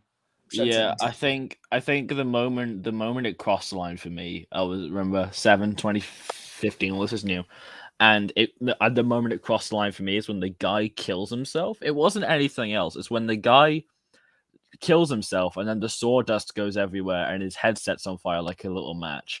In retrospect, it's actually kind of funny with the visual joke with that. They're like, oh, they're wood people, and yet, you know, there's blood and stuff later. Don't get that. But, you know, that's just technicalities purely. And honestly, I thought that scene, it just pissed me off because the figures aren't made out of wood. They're made out of like plasticine or something. Oh. They're made out of they're cast out of a resin. Like, well, you learn something new every day. Yeah, I mean, like, and that's what really bugs me is like that doesn't even make any sense. It's just misinformed is what he. Yeah. But anyway, that wasn't my main issue with it. I thought the sawdust was his brains, and then because I was 7, I didn't understand this, and I said sawdust, I'm like, I guess from the gun. I don't know, and I just so confused. I didn't get it, and I went downstairs. I didn't really get it at first either, and I cried. I went to my dad. I remember specifically. I went to my dad, like, Daddy, I found this really scary video. Can we report the video? We reported Shed 17 for depictions of suicide. Honestly, it deserved it. This thing, like, look, I know that there's a case to be made that it's not, you know, that he put you know an age restriction in the way. No, he only put it after the fact. That's true. Yeah. You only put it in after the fact because people were like, hey, maybe you should put an age restriction on this. But even then, like, kids are the most likely to get past an age restriction. Because they're using their dad's account, and the dad's like 45 with exactly 3 divorces. And also, like, kids just know how this stuff works. Younger and younger. Even I knew how this stuff works. I tried to get around the ad thing by changing the age of my account to my dad's age. Unfortunately, I couldn't stop the ads from coming, so I've still got these stupid fucking ads of honey. I've already got honey. Stop giving me the honey ads. My God. But yeah, anyway. So I know I've not brought on many people, but I think it's time to end the stream. It's dinner time. It's dinner time. No. It's. I mean, then again, it is like almost 4 in the morning for me. Yeah, so you should sleep for certain. No, I shouldn't sleep. I don't know what you mean. Why are you up so late? Because it's the holidays. I don't have school tomorrow. That's why. Okay. I got nothing better to do besides sleep. But you know, sleep's for wimps. But yeah. So I think let's see. Somebody asked, "What does C scale mean?" Because I put that in the title. It's a scale I've kind of invented that's kind of in between. it's in between S scale and O scale, kinda. If you want to get an idea of where that is in terms of scaling, it's very dubious. I don't have any Hornby models or anything like that, so I couldn't measure. It wouldn't even tell you because S scale's all American Flyer and O scale's all. Oh, bloody Yanks! You have O scale over there too. Yeah, we do. But yeah, I think so. It's basically in between S scale and O scale. Basically, it's what scale this 10 cents is. But that's a very dubious term because what am I scaling it with? There are no real tugboats like 10 cents. So it's not like you can scale him with the real one. There is no real one. But it's kind of giving you a general idea of how big it is. The C stands for, what does it stand for? You want to know what it stands for? What does it stand for? Good question. You invented it. Okay. You want to hear it? What? This new scale I'm creating, the C scale. The C stands for